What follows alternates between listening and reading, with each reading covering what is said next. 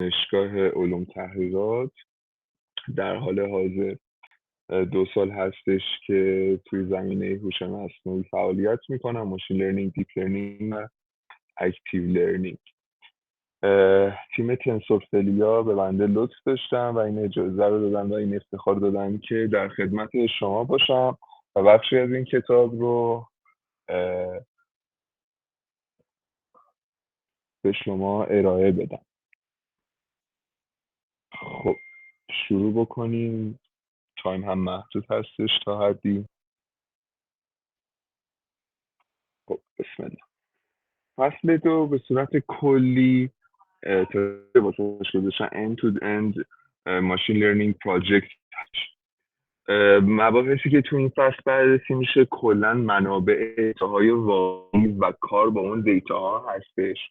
تصویر کلی از یک پروژه ماشین لرنینگ و ای آی رو برای ما قراره نشون بده. اینکه دیتا رو شما چجوری لود بکنید و به دست بیارید رو خواهیم داشت.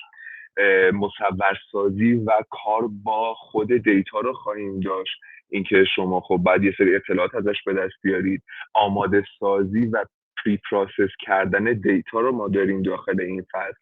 مدل مناسب برای نوع داده‌ای که ما داریم و قراره باهاش بررسی بکنیم که حالا چه مدل داده‌ای داریم و چه مدلی برای اون نوع داده‌مون مناسب هستش. بسازی مدلمون رو قراره بررسی بکنیم که به چه پارامترایی بعد حواسمون باشه و به هر حال و در آخر ببخشید بعد مدلمون رو بیاریم بالا و یک ازش به قولی محصول بکشیم بیرون.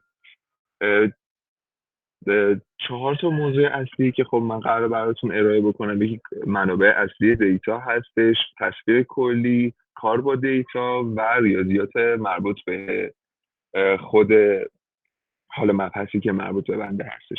یه چیزی هم اینجا اضافه بکنم از نظر حالا خیلی از دوستان و بنده، مهمترین مبحث کلا در این زمینه ها درک اون کاری که شما دارید میکنید.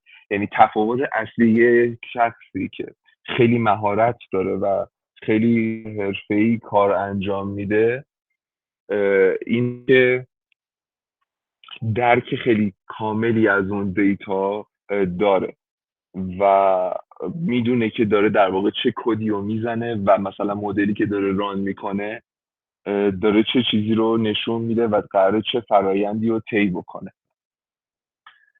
در حالت ما اگر بخوایم در نظر بگیریم که پروژه لرنینگ چه فرایندی رو باید طی بکنه، میتونیم اینجوری در نظر بگیریم شما باید یه ذهنیت کلی نسبت به مسئله‌ای که طرح شده باید داشته باشید. به عنوان مثال به شما این پروژه رو میدن که برید مثلا قیمت خونه های یک استان رو در بیارید و پیش بینی بکنید که مثلا افزایش قیمت دلار چه تأثیری میتونه روی این موضوع بذاره. یعنی شما باید یه دید کلی نسبت به کل مسئله و دیتایی که دارید داشته باشید. مرحله بعدی شما باید داده‌تون رو به دست بیارید. حالا از هر منبعی، سایت هایی که وجود داره، خب ارتباطاتی که وجود داره و شما میتونید لینک بشید. گاهن مجبور میشید پروپوزیشن از دانشگاه درخواست بکنید که براتون این کار رو انجام بده و حالا راههای دیگه. بعد شما باید بیاید داده‌تون رو بالا پایین کنید. یعنی بیاید مصورش بکنید، پلاتش رو نصب کنید، نموداراش رو نصب کنید، ببینید چی رو چی داره تاثیر میذاره. مثلا آیا فقط افزایش قیمت دلار روی قیمت خونه تاثیر میذاره یا خیر؟ مثلا آیا تعداد اتاقاش تو این منطقه بیشتر میشه قیمت خونه هم میره بالا یا نه؟ این چیزایی که شما با مصورسازی و به نوعی بالا پایین کردن دیتاتون به دست میارید. موضوع بعدی که وجود داره اینه که شما داده‌تون رو برای اون مدلتون آماده بکنید. اینکه شما صرفا یک داده‌ای رو به دستتون برسه و بگید آماده است، خب من روش مدلمو کار میکنم، اون الگوریتمی که میخوام روش ران میکنم و به نتیجه میرسم. نه، اینطور نیستش. شما باید داده‌تون رو تمیز بکنید، پری پروسسش رو انجام بدید. گاهن مجبورید که نرمالش بکنید، یعنی مقادیر خیلی بزرگ رو به یک مقادیر خیلی کوچیک‌تر تبدیل بکنید. گاهن لازمه که شما یه سری داده‌های خالی دارید. مثلا سال 93 نمیدید خیابون مثلا فرشته تهران قیمت خونه چند بوده. اونجا رو باید شما میانگینی که حالا یکی از راهاش میانگینه، یکی از راهاش نرمال سازی با اونا پر بکنید. ستونایی که خیلی پرتر رو حذف بکنید. اینا پری پروسسایی که انجام بدید. مرحله بعدی اینه که شما مدل مناسبتون رو انتخاب بکنید، الگوریتم مناسب ماشین لرنینگ و دیتایی که دارید رو انتخاب بکنید. شما ممکنه مثلا داده‌ای داشته باشید که قراره لیبل بخوره و به شما یک پیش‌بینی رو بده. خب برای این موضوع شما مثلا نمیتونید بیاید الگوریتم مثل مثلا SVM رو بزنید که کارش اصلا خوشه بندی کردنه. پس مدل مناسب رو بر اساس نوع داده مناسبتون باید انتخاب بکنید. مرحله بعدی بهینه سازیه، اینکه شما پارامترایی که مدلتون باهاش داره کار میکنه رو بالا پایین بکنید بر اساس دانشی که دارید و تجربه‌ای که دارید تا بتونید یک نتیجه خیلی خوبی به دست بیارید. اینکه شما صرفا مدل رو ران بکنید و یک مثلا دقت 70% بگیرید تا یه حدی میتونه کافی نباشه. شما باید استناد بکنید و نشون بدید که من مثلا با بالا پایین کردن یه سری پارامترها، یه سری هایپر پارامترها تونستم این دقت رو بگیرم. بعد اثبات بکنید که شما به نوعی در اون دقتی که به دست میارید در حالات مختلف بهینه هستش. راه بعدی که به نظرم مسئله بعدی که به نظرم خیلی مهم هستش اینه که شما بتونید این مسئله که داشتید و جوابی که براش به دست آوردید رو پرزنت بکنید. به هر حال یک پروژه یا ریسرچ هستش یا ریسرچ اکادمیک هستش یا دارید برای یه بیزنس این پروژه رو ران میکنید. به هر حال خیلی مهمه شما بدونید بتونید این مسئله رو هندلش بکنید و بتونید ارشون بدید به کارفرماتون یا به استادتون. و در آخر هم که اندازه‌گیری اون سیستم و در واقع مانیتور کردن و به نوعی پشتیبانی کردن کاری رو انداختید. بخش اولمون میاد راجع به این که خب ما دیتای واقعی چی هستش و از کجا میتونیم به دست بیاریم صحبت میکنه. ما یه سری در واقع سایت و منابع و ریپوزیتوری داریم که در واقع اوپن. شما میتونید برید داده‌تون رو به صورت رایگان تا مجبور میشیم ایمیل بزنیم یا حالا راهایی که بهتون توضیح میدم دیتاتون رو به دست بیارید. یکی از سایتایی که معرفی کرده OpenMLORG هستش که یه در واقع یک سایتی هستش که یه دیتابیس ها رو داخلش قرار دادن. معمولا دیتابیس هایی که تو این سایت قرار میگیره خیلی رو بورس هستش و از دیتابیس های سیریه که از مقاله ها چاپ میشه و به صورت در واقع مجانی و رایگان و اوپن سورس قرار میگیره رو تو این سایت شما میتونید پیدا بکنید. سایت بعد خیلی معروف هستش. علاوه بر دیتابیس و دیتا ست هایی که ما لازم داریم یه سری مسابقات، یه سری کدها، یه سری حتی میشه گفت آموزش ها رو داره. کگل هستش، kaggle.com که خیلی بین دوستان فعال در حوزه ماشین لرنینگ و دیپ لرنینگ معروف هستش. خیلی داده های خوبی رو میتونید از اونجا پیدا بکنید. حتی شما ممکنه یه دیتا ست پیدا بکنید و نیاز باشه که کدای مشابهی که دیتا ست زده شده رو ببینید و شما تو کگل میتونید اینو پیدا بکنید. یه سایت بعدی که خب من خیلی واقعیت برای اون دوستانی که آکادمیک کار میکنن پیشنهادش میکنم پیپرز دیپ کد که مثلا میرید یه مقاله پیدا میکنید تشخیص مثلا از سرطان سینه از روی عکس مثلا FMRI یا MRI. شما میرید اونجا مقاله رو میرید 200 میشید مقاله رو میخونید، حالا میگید به خودتون خب من بعد اینو پیاده سازی بکنم تا ببینم چی کار کرده دیگه. پیپرز دیپ کد دقیقاً به درد همین موضوع میخوره. یه افراد هستن که وقتی مقالهشون رو دارن چاپ میکنن و کار کردن میان خودش هم میذارن و این خیلی خوبه واقعا برای دوستانی که آکادمیک یا ریسرچ میخوان کار بکنن. یعنی خیلی حتی گاهن دیتا ست هاشون هم میذارن. این وب به نظرم خیلی خوبه. یکی UC ایرواین ماشین لرنینگ ریپوزیتوری هستش که خیلی شبیه اوپن ML هستش ولی بیشتر سمت داده های اقتصادی کار میکنه. داده هایی هستش که سرورهای آمازون جمع آوری، آمازون AWS دیتا ست، تنسورفلو دیتا ست که بیشتر داده های تصویری رو شما داشت پیدا میکنید، مثلا گربه، عکس سگ، مثلا عکس یه سری MRI ها به درد دیپ لرنینگ و عصبی ها به درد میخوره این تنسورفلو دیتا ست. یه سری متا پورتال ها داریم، یعنی پورتال های پایه. شما به عنوان مثال دنبال یه داده هستید، مثلا میگم داده مربوط به تعداد کروموزوم یک انسان در یک سلول مادر در یک سلول جنین ببخشید. خب اینو شما برید داخل گوگل سرچ بکنید، صفحه میره مقاله های مرتبط باشون میاره و پیدا کردن داده این موضوع خیلی سخت میشه. یعنی داخل کگل هم شاید سرچ بکنید چیزی به دست نمیارید، داخل اوپن هم سرچ بکنید چیزی به دست نمیارید. اینجاست که میریم سراغ متا پورتال. متا پورتال بر اساس دکمه نویسی که داره میاد کلمه شما رو طبقه بندی میکنه، اون کیوردی که بهشون میدید رو طبقه بندی میکنه و میره دونه دونه هر جایی که خیلی نزدیک باشه و هر جایی که ردی از این موضوعی که شما بهش بدید پیدا بکنه رو براتون لیست میکنه. لزوما دیتاتون نمیده ها، میره لیستی از سایت هایی به شما میده که شما میتونید دسترسی داشته باشید به این دیتا ستا. معروف تریناش دیتا پورتال هستش و اوپن دیتا مانیتور. اینا چیزایی که داخل کتاب ذکر شده. یه سری هم حالا در واقع سایت معرفی کرده کتاب که خب من معمولا استفاده نمی کنم و زیاد معروف نیست، ولی خب واقعا ممکنه دیتا خوبی هم داشته باشه. ویکیپدیا هستش، کوئرا هستش و سرددیت.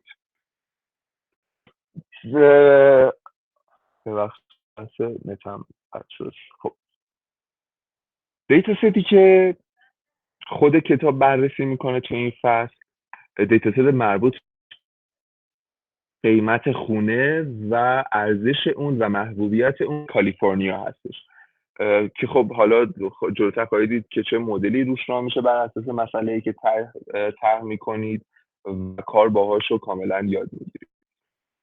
پس قسمت بعدی میاد راجع به تصویر کلیمون که توی یه پروژه ماشین لرنینگ بعد داشته باشیم صحبت میکنه. مراحل اصلی یک پروژه ماشین لرنینگ رو توضیح میده که گفتم و از اون مجدد تکرار میکنم خدمتتون. اینکه شما یک تصویر کلی از مسئله‌ای که دارید و و میخواید پیاده سازی بکنید و داشته باشید، دادتون رو به دست بیارید، دادتون رو مصور بکنید، نموداراش رو دست بکنید، بالانش کنید تا یه سری اطلاعات کلی ازش به دست بیارید و ارزتون برسونم. دادتون رو پری پروسس بکنید و آماده بکنید برای الگوریتم مناسبتون و مدل مناسب انتخاب بکنید. اون مدلی که زدید و یه نتیجه گرفتید و بهینه سازی بکنید، راه حلی که به دست آوردید و بتونید پرزنت بکنید و ازش پشتیبانی بکنید. ما در حالت کلی میگم 2 تا مسیر مختلف در واقع مسیر اصلی وجوده. دوستانی که حالا حالت بیزنس کار میکنن، یعنی کارفرماشو بهشون یه پروژه میده، مثلا خوانش پلاک های خودرو از طریق اوپن سی، این مثلا یه پروژه بیزنسی میتونه باشه. یه سری دوستان هم مثلا آکادمیک کار میکنن، مثل بچه‌هایی که حالا میان رشته‌ای هستن، یعنی بچه‌هایی که مثلا برق خوندن، زیست شناسی خوندن و الان مثلا میخوان ماشین لرنینگ کار بکنن. این دوستان مثلا میرن سمت آکادمیک توریا، مثلا میشه تشخیص مثلا سرطان سینه، مثلا تشخیص دلار و تاثیر مثلا سیاست‌های بین‌المللی رو این موضوع. اینا میشه قسمت‌های آکادمیک. یه بخشی که این کتاب آورده و توضیح داده این که شما بیاید تو قسمت بیزنس و آکادمیک یک رودمپ کلی از که میخواید بکنید و داشته باشید. اول موضوعی که مطرح میکنه define the objective in business terms هستش. یعنی چی؟ یعنی که شما بیا یک در واقع محوریت و سوالتو کاملا واسه خودت پیاده سازی کن و بدون میخوای چی کار بکنی. و قسمت دوم میگه how will your solution will be used. این راه حل و سوالی که مطرح بکنی کجا قراره استفاده بشه. و بعد میاد میگه که what are the current solution، میگه که آقا کلا این راه حلی که شما ارائه میکنید به چه هستش و آیا این چیزی که ارائه کردید درسته. بعد میاد میگه که مسئله‌ای که شما مطرحش کردید سوپروایزد، آن سوپروایزد، آنلاین، آفلاین، یعنی در واقع میاد به شما میگه که فرم کلی مسئله‌تون به چه شکل هستش. بعد صحبت از این میکنه این مسئله‌ای که شما مطرح کردید با چه چیزی قرار اندازه‌گیری بشه. ما اینو میدونیم که خب کلا اگر بخوایم داده ها رو به سه دسته اصلی سوپروایز، آن سوپروایز و سمی سوپروایز تقسیم بکنیم، هر کدوم الگوریتم‌های مختلف دارن. به عنوان مثال وقتی شما دارید طبقه بندی میکنید یک چیزو، چندین پارامتر مختلف برای اندازه‌گیری وجود داره. شما نمیتونید صرفا بیاید داده اصلی و منهای داده‌ای که به دست آورید بکنید و ببینید چه اتفاقی داره میفته. پس اون معیار اندازه‌گیریتون خیلی میتونه مهم باشه. چیزی که در مرحله بعدی حالا اشاره میکنه بهش اینه که آیا این مسئله که شما دارید و این موضوعی که شما دارید اندازه‌گیری میکنید با محوریت اصلی مسئله‌تون همخونی داره. یعنی اینکه به عنوان مثال میگم شما قراره اندازه‌گیری بکنید قیمت دلار 2 روز بعد چیه و شما میجرمنت و اندازه‌گیری که روش گذاشتید میاد اینو توجیه میکنه که خب قیمت دلار بعد چیزی که توجیه می‌کرد این بود که آیا پیش‌بینی شما و قیمت دلار در 2 روز آینده درست بوده یا نه. چیزی که شما پیاده‌سازی کردید این میشه که طبقه بندی میکنه قیمت دلار در سال‌های مختلف. خب این دوتا با اون با هم دیگه تطابق نداره و از مسئله‌تون در واقع دورتون میکنه. و چیزی که خیلی مهمه و نمی‌دونم قبلا بهش اشاره کردم این بودش که این اندازه‌گیری که شما میکنید و این دقت به دست میارید آیا نیازتون رو دست میکنه. به عنوان مثال هست پزشکی بهتون دادن گفتن برو مثلا آلزایمر رو دست بیار تشخیص از روی FMRI و MRI. تو این موضوع خب دقت خیلی مهمه چون رسما دارید با سلولای مغز کار میکنید و مثلا دقت 70% شاید خیلی چیز بولدی نباشه. حالا اینو شما بیارید تو منابع بورسی، چیزایی که خیلی دقت رنج دقت در واقع مهمه. 70% این که شما بتونید پیش بینی بکنید که قیمت دلار میره بالا یه چیز خیلی خفنی میتونه باشه. بعد مسئله بعدی که میاد مطرح میکنه اینه که آیا این در واقع ابزارهایی که دارید استفاده میکنید، مقایسه‌ای که دارید انجام میدید کاملا درسته؟ آیا ابزارهای دیگه هم وجود داره؟ چه ابزارهای دیگه یا شما میتونید به دست بیارید و اینا رو بشین مقایسه بکنید؟ و مسئله بعدی که مطرح میکنه اینه که ببخشید اینکه آیا این مسئله واقع از نظر منطقی و انسانی قابل دسترسی هست و میشه حلش کرد. قسمت بعدی میاد صحبت اینو میکنه که آیا این مسئله به صورت دستی هم حل میشه یا صرفا تئوری هستش. بعد میاد یه تئوری میکنه که شما دارید در واقع راجع به حل این مسئله و اینکه آیا قابل بررسی هست، قابل تفکر روش هست یا نه.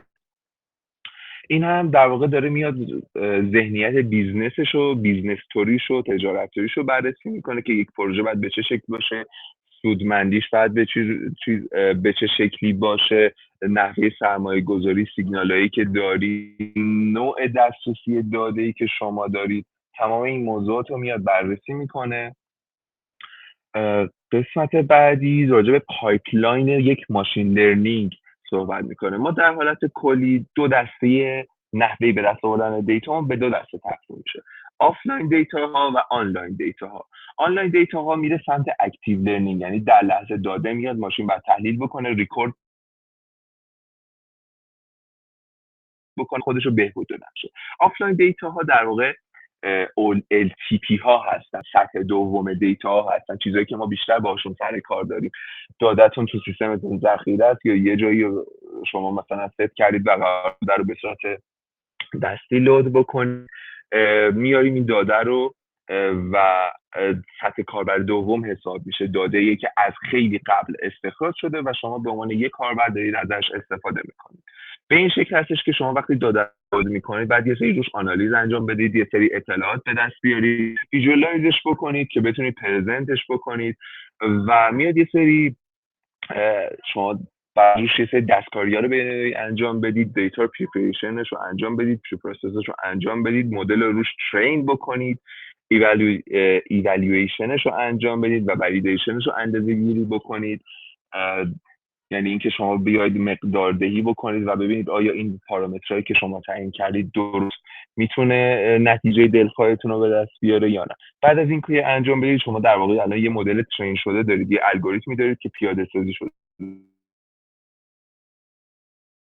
تون رو به بهره برداری برسونید که خب بهره برداری این مدل میره اگر بخواید به صورت رسمی باشه و یک پروداکت میره ML ops، یعنی فرایندی که شما مدلتون و سرور رو به هم کانکت کنید و در آخر هم که یه مدل کلی رو سروایو دارید میکنید و میتونید ازش خروجی بگیرید.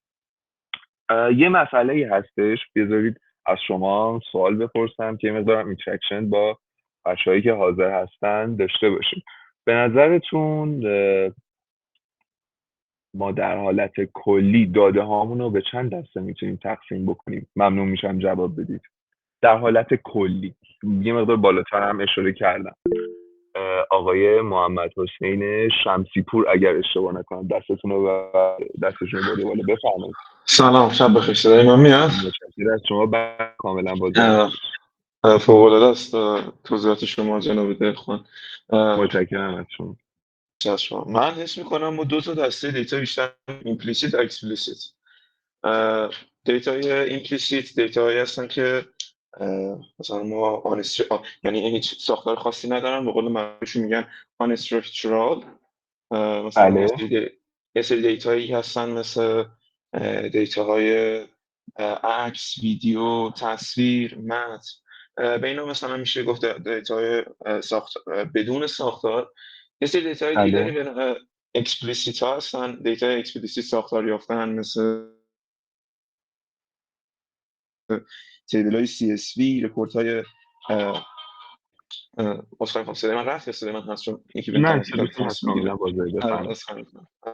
دیتای اکسپلیسیت هم دیتایی هستن که ما باشون مثل رکورد های ترانزکشنال، هر چیز دیگه‌ای که بشه توی یه جدول تبلیغات سیوش کرد. بله، بسیار عالی. خیلی کامل و جامع بود. تشکر از شما. خانم جعفری هم درست اشاره کردید، کاملا درست هستش. خب یه سوال دیگه هم بپرسم. به نظرتون مدل ها رو میتونیم به چند دسته تقسیم بکنیم، نحوه اندازه گیریشون و کارباهاشون رو؟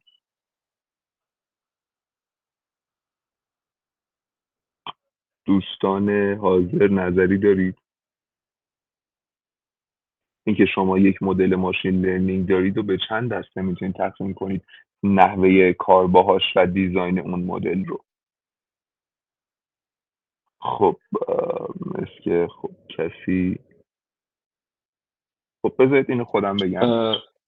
شما به شمسی بود؟ راستش منظور شما رو درست متوجه نشدم، اما میخوام بذارید اینجوری بپرسم. بگم. شما بهتون یه دیل میدن، چه ساختار یافته چه غیر ساختار یافته. برای شما میتونن تسکای مختلف یا موضوعات مختلف برای یک حل سوال رو بر اساس دیتایی که دارید تعیین کنن. مثل آقا من به شما عکس گربه میدم، سگ میدم، ماشین میدم. پس چه نوع سوالی واسش تعریف میشه؟ یا اینطوری بگیم که من یک روندی رو قرار پیش بینی بکنم، چه نوع داده‌ای دارم و چه استیتمنتی براش تعریف میشه. یا اینکه یه سری داده دارم و یه سریاش لیبل خورده، یه سریاش لیبل نخورده، چه نوع تسکیه واسه این موضوع تعریف میکنن. یا یه سری داده دارم که فیچرهای خیلی خیلی زیادی داره، باز چه نوع مسئله‌ای واسه این موضوعات مطرح میشه. خانم رستمی اگر اشتباه کنم دستشون رو بردن بالا. بفرمایید. SFN.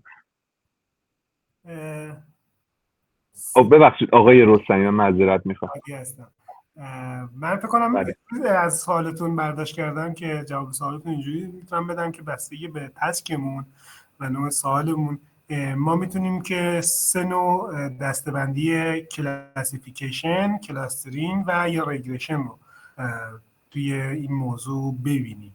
یعنی اینکه ببینیم ما میخوایم تخمین بزنیم، یه معادله داریم، یک چیزی رو میخوایم تخمین بزنیم، یا نه میخوایم دسته‌بندی بکنیم بدون نوع A B C، یا نه میخوایم کلاسترینگ بدیم. فکر کنم بیشتر منظور شما این بود. بله، یه اشاره‌ای بهش کردید، کاملا درسته. خانم مهدوی تا حد خوبی منظور بنده رو گرفتن و جامع‌تر جواب دادن. جناب رستمی شما هم خیلی خوب اشاره کردید و در واقع زیر شاخه‌هاشو گفتید. متشکرم از شما. کسی دیگه نظری نداره؟ آقای شمسی پور بفرمایید. جناب دلوان گفتین یه موضوع خیلی جالبی رو گفتین که اگر مثلا فیچرهای دادم زیاد باشه چه نوع تسکی رو داریم واسه فرآیند آموزش. بله. اینو جواب داریم، یعنی چون یه چیزی توی ذهن من اومد، نمیدونم درسته یا نه. میخوام بدونم نظرتون رو. اتفاقا خیلی میشه همچین چیزی روش بحث کردم، میشم نظر بدونم. بگید صحبت کنیم راجبش. اولین چیزی که در مورد حالا داده با تعداد فیچر و ویژگی‌های زیاد به ذهن من رسید و فرآیند لرنینگ و یادگیری این مدل‌ها چجوریه. ما یه ترمی داریم توی حالا مباحث ریاضیاتی و اجرایی خارج از میشین لرنینگ، بهش میگیم که فورد لرنینگ و ریپرزنتیشن لرنینگ. بله. خب من حس کردم منظورتون در مورد منیفولد لرنینگ صحبت میکنین، درست میگم؟ بفرمایید به بنده که یه مقدار باز بکنید. من واقعیتش راجع به این موضوع نشیدم. ایده‌ای که تو ذهنم بود یه مقدار خارج از این بحث میشه. خوشحال میشم یه مقدار واضحش بکنید. فکر نکنم خیلی در مورد مباحث امروز باشه، اما خب خیلی ساده و ابسترکت بگم در مورد منیفولد لرنینگ ما میتونیم بگیم که اوکی یک سری داده با ویژگی‌های خیلی بالا داریم. فکر کنین دیتایی که دارم دیتای تبیلار هستش، حالا تبیلار نباشه یه سری دیتای عکس هستن که مثلا توی فضا با ابعاد خیلی بالا قرار دارن. حالا من میخوام استفاده کنم از این دیتا. چجوری استفاده کنم؟ مدل ماشین لرنینگی یا دیپ لرنینگی که دارم استفاده میکنم بسیار از لحاظ محاسباتی پیچیده میشن. پس من چیکار میکنم؟ میام اون دیتا رو کوچیک میکنم، دایمنشنال ریداکشن میزنم یا خود دیتا بله ریداکشن. کاملا درسته. بله، تکنیکایی که هستن بهشون میگن مانیفولد لرنینگ یا کانترستد لرنینگ.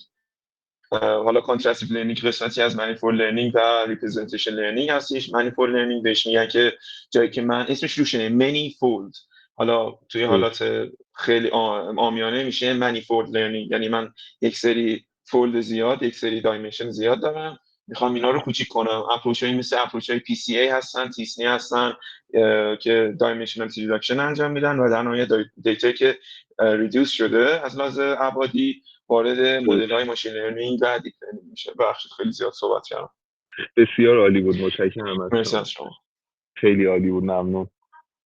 همونطور که دوستمون هم اشاره کردن جناب شمسی، ما بعضی وقتا مجبور میشیم با توجه به کورلیشنی که بین دیتا ها به وجود میاد، با توجه به اینکه همگرایی هایی رو داریم، با توجه به اینکه خب شما باید حجم مثلا به جای اینکه عکستون RGB باشه 5 تا لایه مختلف داره، اصلا بعضی از داده ها رو که شما باید ببینید بر اساس خود عکس دمای اون لحظه عکس اندازه‌گیری، بر این اساس شما با هم مجبور میشید در واقع این نوعی از بیگ دیتا ها حساب میشن. بیگ دیتا صرفا صحبت حجم نیستش، گاهن اون سرعتی که داده جمع آوری شده باشه، گاهن میتونه تعداد فیچرهای خیلی زیادی که از اون داده به دست میاد باشه.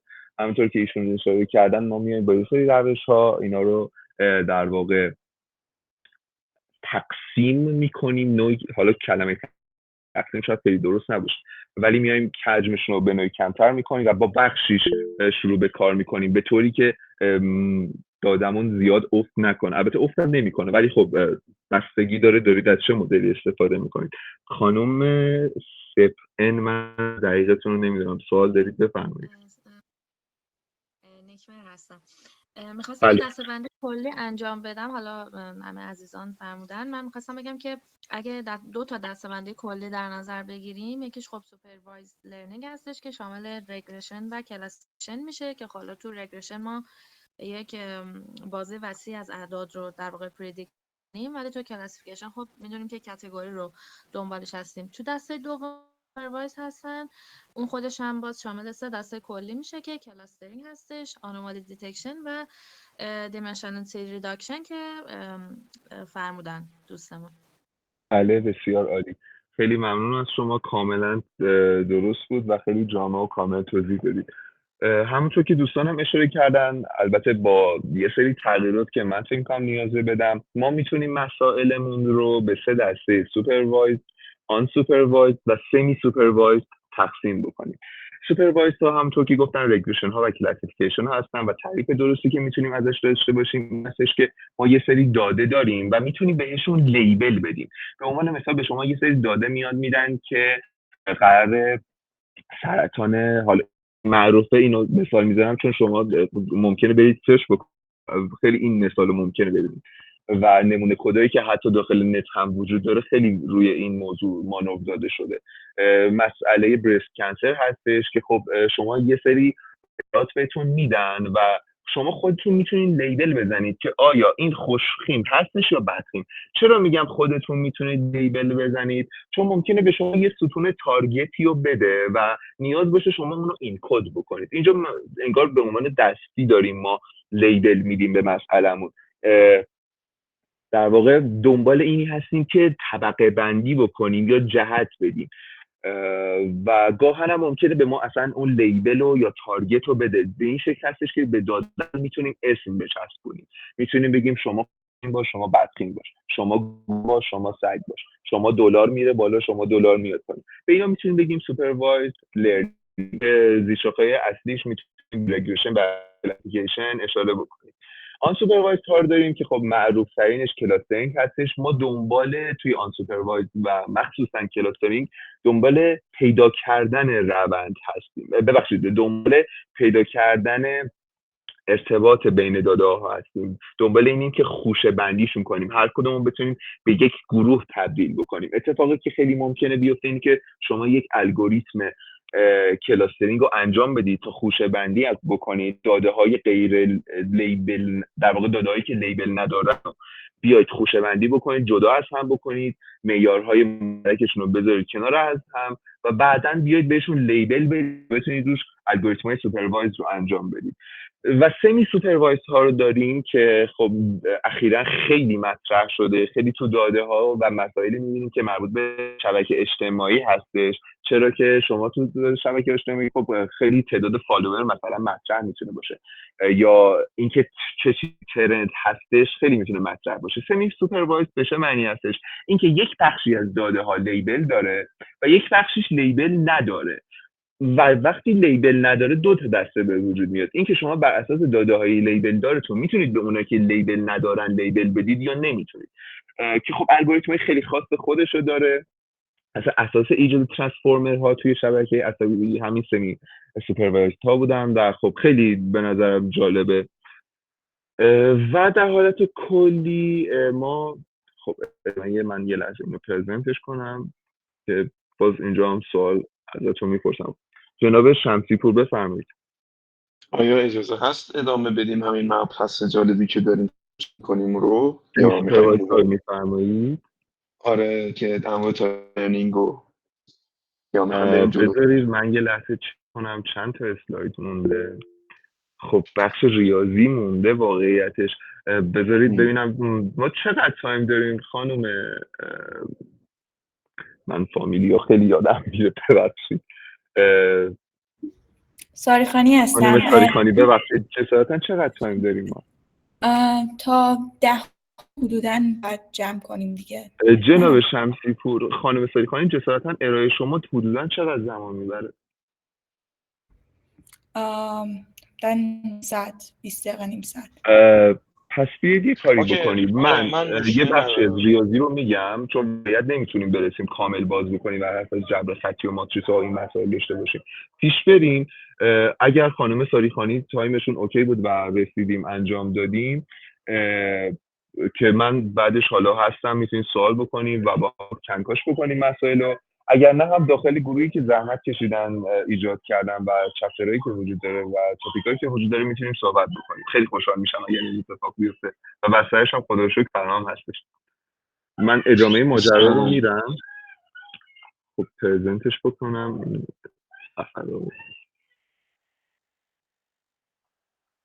خب دیزاینینگ یور سیستم. در حالت کلی این کتاب اومده راجع به سوپروایزر رگرشن تسک‌ها، مولتیپل رگرشن تسک‌ها و این دسته مسائل صحبت کرد. سوپروایزر که گفتیم میشه داده هایی که لیبل خوردن، در واقع مدل که روی داده ها و مسائل لیبل خورده کار میکنن، مثل تسکای و کلاسیفیکیشن. رگرشن میشه مسائل بینی، کلاسیفیکیشن میشه مسائل طبقه بندی. البته اینم بهتون رگرشن رو صرفا نمیتونید بگید مسائل پیش بینی. گاهن ممکنه شما برای دادهتون نیاز باشه داده ایجاد بکنید که اینجا شما میاد مثلا از مسائل درونیابی استفاده میکنید که حالا الگوریتم‌های خاص خودش داره. رگرشن هیچ وقت نه پیش بینی قراره بکنه چون تسک‌های مختلفی و اصلا شما واسش میتونید تعریف بکنید. مولتیپل رگرشن رو داریم که بر اساس شما فیچرهای n بودی در واقع n در m بودی میایید استفاده میکنید، تعداد لایه‌هاتون بیش از یه حدی میشه و خب اکسپوننشیال رو داریم داخلش، در واقع پولینومیال رو داریم، چندگانه رو داریم که حالا از این حدش بعد لاجستیک رگرشن رو داریم و این دسته مسائل. من یه مقدار سریعتر پیش برم. قسمت بعدی که من خیلی واقعیتی دارم و خیلی خوشحال میشم دوستان خودشون هم پیگیر این موضوع باشن، میجرمنت ها هستش، اساسای در واقع اندازه‌گیری ها هستش. نه صرفا این موضوع، بحث کلا ریاضیات ماشین لرنینگ از نظر من خیلی مهمه. در واقع چیزی که شما رو از خیلی از دوستانی که حالا فعال هستن تو این حوزه میتونه خیلی جدا بکنه و خیلی لولتون رو ببره بالا. درک اون الگوریتم و میجرمنت یا هر ریاضی که خیلی هم البته نباید همین شد، ولی خب درک اون الگوریتم و ریاضیاتی هستش که شما دارید باش کار میکنید. من وایت پورت رو شیر کنم که خب اونجا به نظرم بهتر باشه.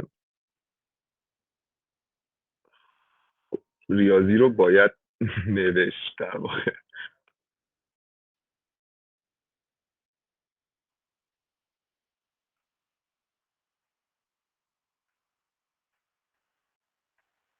خب این بحث شیرین میجرمنت، ما همونطور که گفتم شما ممکنه یه سری داده داشته باشید، حالا بر اساس الگوریتمی که دارید و ترینی که میکنید قرار هستش که اندازه‌گیری بکنید دقتشون رو.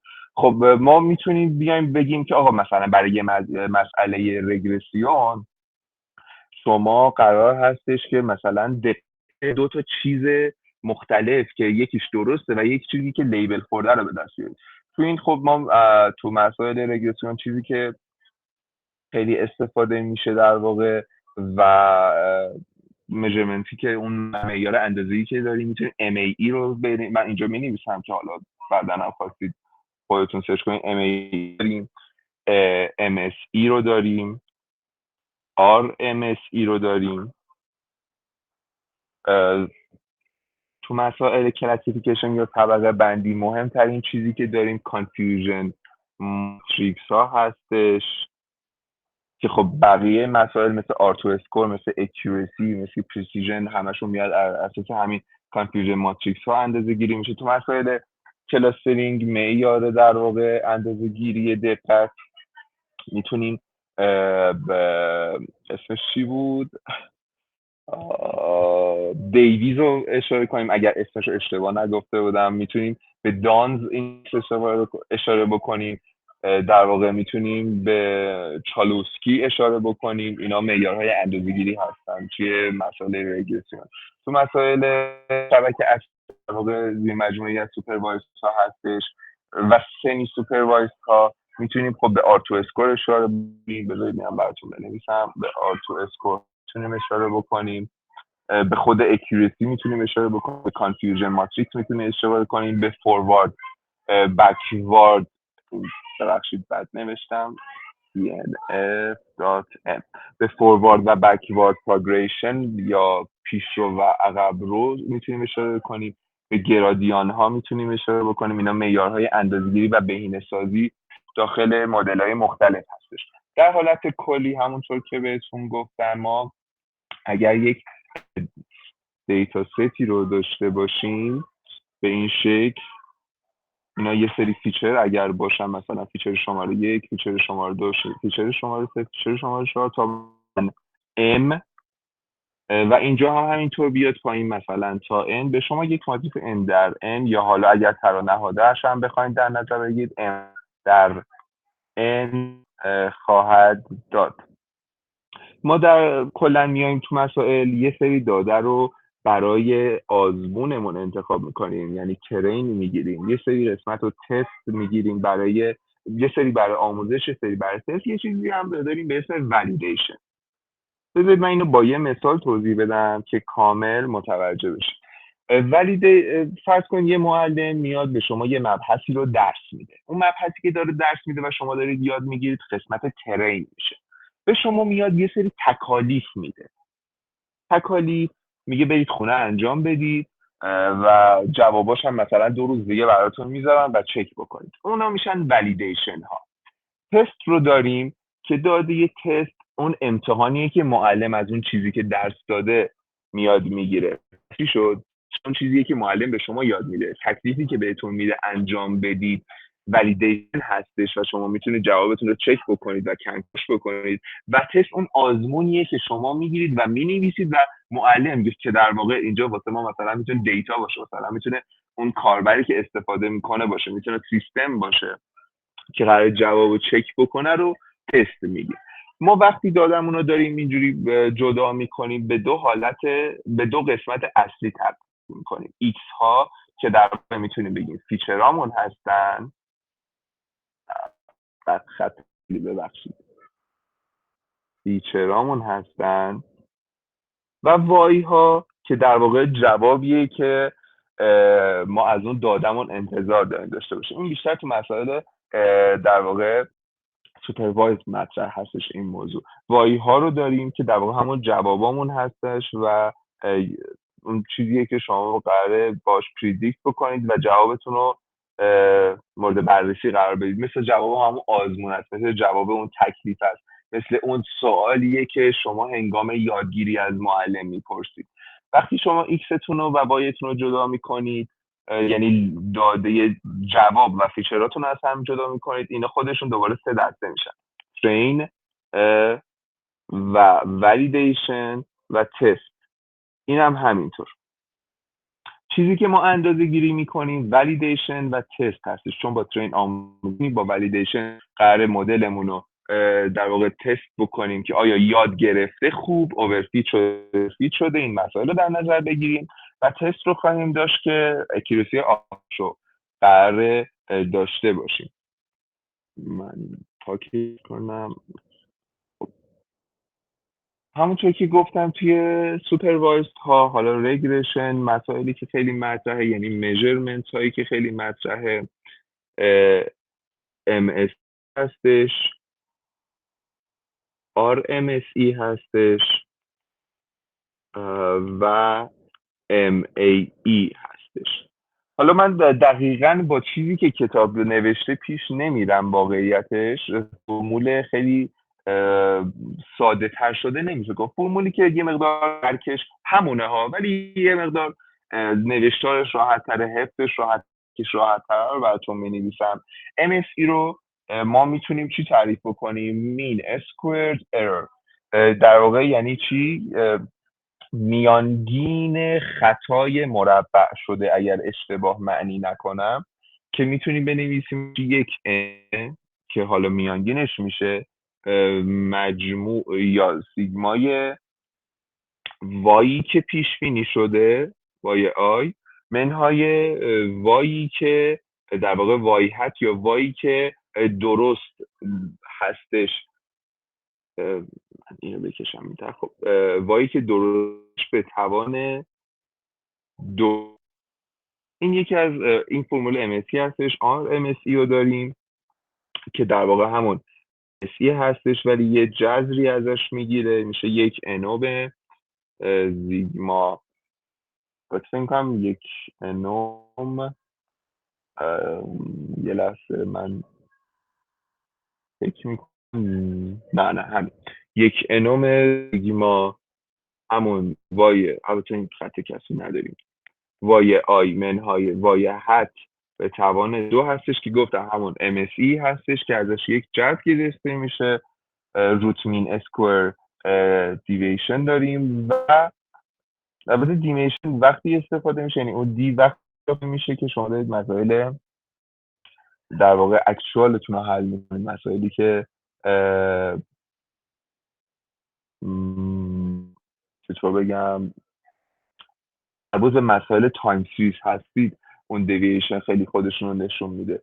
و MAE هم که میتونیم بگیم مین ابسولوت ارور هستش که خب فرمولش در واقع میشه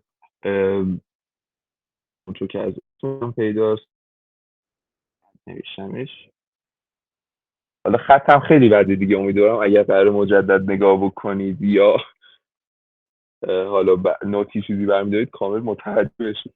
میشه مجموع وای آی هامون اختلافش با وای هتی که داریم تقسیم بر کل تعداد داده هایی که داشتیم. یه مسئله‌ای که خیلی وجود داره قدر مطلقش بله مرسی اشاره کردید بله مرسی. یه چیزی که خیلی مسئله‌ای که وجود داره، شاید به خودتون بگید خب چه تفاوتی داره مثلا MSE بزنی یا اصلا MAE بزنی، چه فرقی داره؟ خب ببینید، ما در حالت کلی اگر بخوایم MSE رو تعریف بکنیم زمانی استفاده میکنیم که خطاهامون در واقع دقتمون خیلی واسمون مهمه. MAE رو ببخشید، زمانی استفاده می‌کنیم که دقتمون خیلی برامون مهم هستش، چون تغییرات کوچیک و کامل، چون اختلاف دو تا ارسی تقسیم در واقع میانگینه، اون تغییرات کوچیک هم برامون اهمیت داشته باشه میایم از MAE استفاده میکنیم. دوستان اگر حالا نظری راجع به این موضوع دارید یا منطق ریاضی پشت این موضوع میبینید که حالا دچار اشکال هستش یا نظری دارید، خوشحال میشم بگید، بس خیلی جالب تر میشه. MSE رو زمانی استفاده میکنیم که در واقع خطای مربعات برامون مهم هستش. یعنی چی؟ یعنی تمایل داریم خطاهای بزرگتر رو به دست بیاریم، چون در واقع داره به تواندو میرسه و خطای هر چقدر اون اختلاف هر چقدر بیشتر باشه، اون خطای خودش رو خیلی بیشتر نشون میده. خیلی در واقع زمانی استفاده میکنیم MSE رو که داده هایی که داریم اون در واقع همگرایی نمیتونیم بگیم، استاندارد دیویژن، اون انحراف معیارشون درست توضیح شده باشه و داده یه جورایی متوازن باشه. RMSE رو زمانی استفاده میکنیم که اون خطا بزرگی که تو MSE داشتیم زیاد برامون مهم نباشه، یعنی همگرایی خیلی به چشم نیاد و صرفاً اکیوسی که به دست میاد بر اساس اینکه پیش بینیمون چقدر به واقعیت میتونه نزدیک باشه مورد بحث قرار داره در واقع. و مسئله ای که حالا استفاده مسئله ممکنه بگی خب چه داده هایی متوازن هستن، چه داده هایی نامتوازن هستن. خب مثلا داده هایی که جامعیت دارن، یعنی توی جامعه ما میبینیم باشون سر کار داریم، داده های معمولا میتونن نامتوازنی باشن، چون که مثلا شما فرض کنید قرار حقوقی سال 1404 رو پیش بکنید. خب با توجه به اینکه حالا تو ایران هم زندگی میکنیم، میدونید یه دفعه ببینید یکی حقوقش مثلا با تخصص فوق دکترا 15 میلیونه، یکی مثلا حقوقش مثلا با تحصیلات دیپلم 35 میلیون تومان. البته تحصیلات شاید خیلی تاثیر مستقیم نداشته باشه، ولی خب این مسئله شاید خیلی ببینیم که یکی با مثلا گفتگره یا راننده اسنپ، یکی مثلا لیسانس مدیر عامل یه شرکته. خب اینجا میبینید خیلی نامتوازنه، یعنی اگر شما حقوق رو بر اساس مدرک تحصیلی بخواید طبقه بندی بکنید، داده خیلی بالا پایین داره. اینجاست که خب شما به نظرتون، خب بذارید همین مسئله رو بکنیم، اینجا به نظرتون بعد از RMSE استفاده بکنید یا MSE یا MAE؟ دوستان خوشحال میشم همکاری بکنید. RMSE، MSE یا MAE؟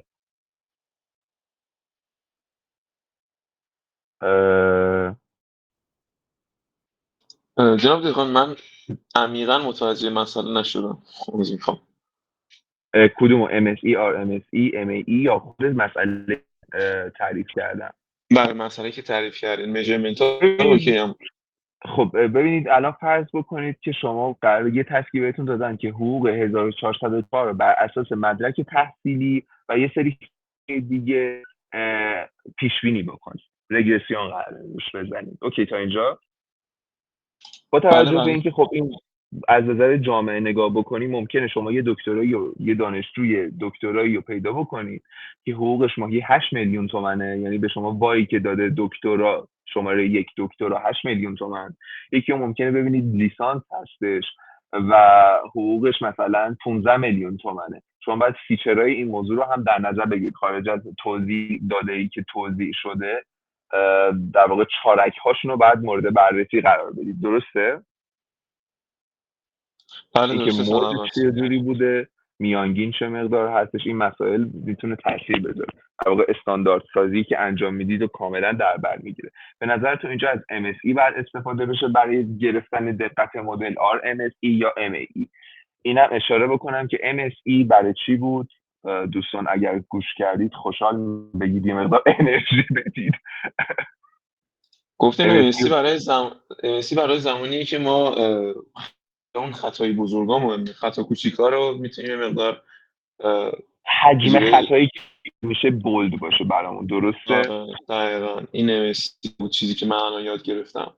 MAE بله. هم گفتین که اکچوال ولیو مهمه، یعنی چقدر خطای خیلی برامون مهمه، حتی چه کوچیک چه بزرگ. بله. RMSE هم گفتین. حالا RMSE رو من درست متوجه نشدم، خواستم فضولی کنم ببینم میشه یه بار دیگه توضیحش بدین. خب RMSE در واقع همون MSEه، ولی داره چیکار میکنه؟ داره جذر میگیره، یعنی چی؟ داره عدده رو انگار کوچولوتر میکنه. خب اینو میتونید معنی بکنید نظر خودتون؟ فرض بکنید مثلا در حالتی بودیم که خطا خیلی برامون مهم بود و حتی بزرگش میکردیم در واقع، درسته؟ آها خب حالا فرض کنید داریم ازش جذر میگیریم، یعنی خطا رو داریم کوچولوترش میکنیم. به نظرتون چه چیزی خیلی اینجا مهم میشه؟ حس میکنم اون اوریج خطاهای باید خیلی مهم باشه، نه؟ یعنی مثلا خب اون اینکه موقع چرا از NAE استفاده نکردیم؟ دارم آها ببین درست داری میگی، دارم کنکاش میگم که هم بچه‌ها نه این اتفاقا موضوع دارم جا فکر بیفته میکنم. هم برشون. آره مثلا من اینا رو میدیدم از روشون رد میشدم، ولی الان که داریم صحبت میکنیم جالبه.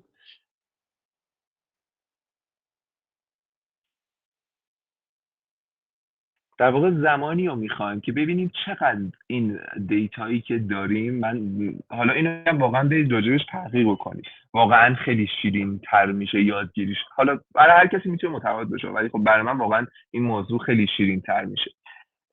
در واقع این کلمه رو که میگم واقعا برید سرچ بکنید. در واقع زمانی خیلی RMSE تو اولویت قرار میگیره که مقایسه خیلی مهمی از واقعیت داده و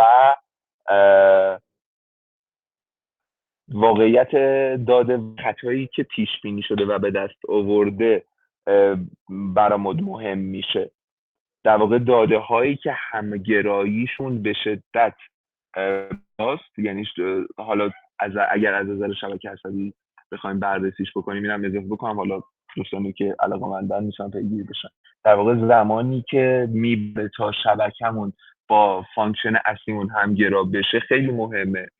زمانی که داده متوازن نیستش، ولی مهمه برامون ببینیم چقدر داریم استانداردی که انجام میدیم درست. این میتونیم یه همچین لیستی واسش در نظر بگیریم زمانی که قرار از RMSE استفاده بکنیم. حالا به نظرتون وقتی تسکی داریم که مدرک تحصیلی داریم و حقوق داریم، به نظرتون از RMSE دارد استفاده بکنیم یا MSE؟ اگر الان جوابی ندارید یا دوست دارید روش فکر بکنید، به نظرم خیلی موضوع جالبی میتونه باشه که حالا گپ صحبتش رو بکنیم، یا اگر تایم اضافه اومد میتونیم ادامهش رو همینجا بریم. اگر نظری ندارید من ادامه رو بگم. این سوالی که حالا مطرح کردم تا یه حدی تنهاتون بذارم.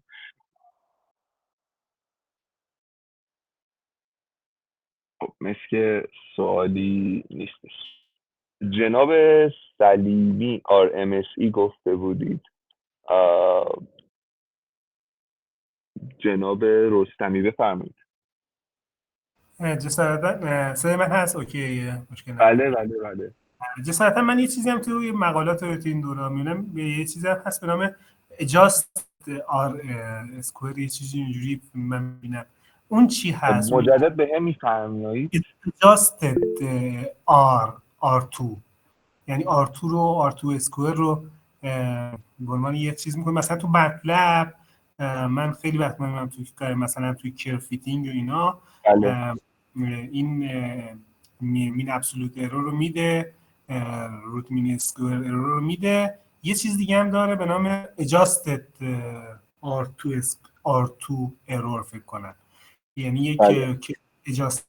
خواستم ببینم حال شما یا دوستان بقیه دوستان در این زمین آشنایی دارین یا همینا هست یا فقط اسمشو تغییر دادن؟ این برای من سوال. ببینید چیزی که من حالا اطلاعاتی دقیقی ندارم واقعیتش، ولی فکر میکنم اگر اشتباه نکنم میشدش همون R2 که داریم تفاوتش در کل سمپلایی که داریم منیپولیشنش تقسیم بر اون و ایندیپندنت وریبل ها، یعنی میاد متغیرهای وابسته و در واقع اون غیر خطی که ایجاد میکنه رو اگر اشتباه نکنم میاد از جمع کل R2 ها کم میکنه و فکر میکنم این چیزی که به ما میده، اگر اشتباه نکنم باز نمیدونم، من صرفا حالا یه جایی خونده بودم و شما هم الان اشاره کردید، اگر اشتباه نکنم میاد تعدادی از پردیکت های مختلف رو بررسی میکنه. اینکه وریبل غیر خطی که شما واسش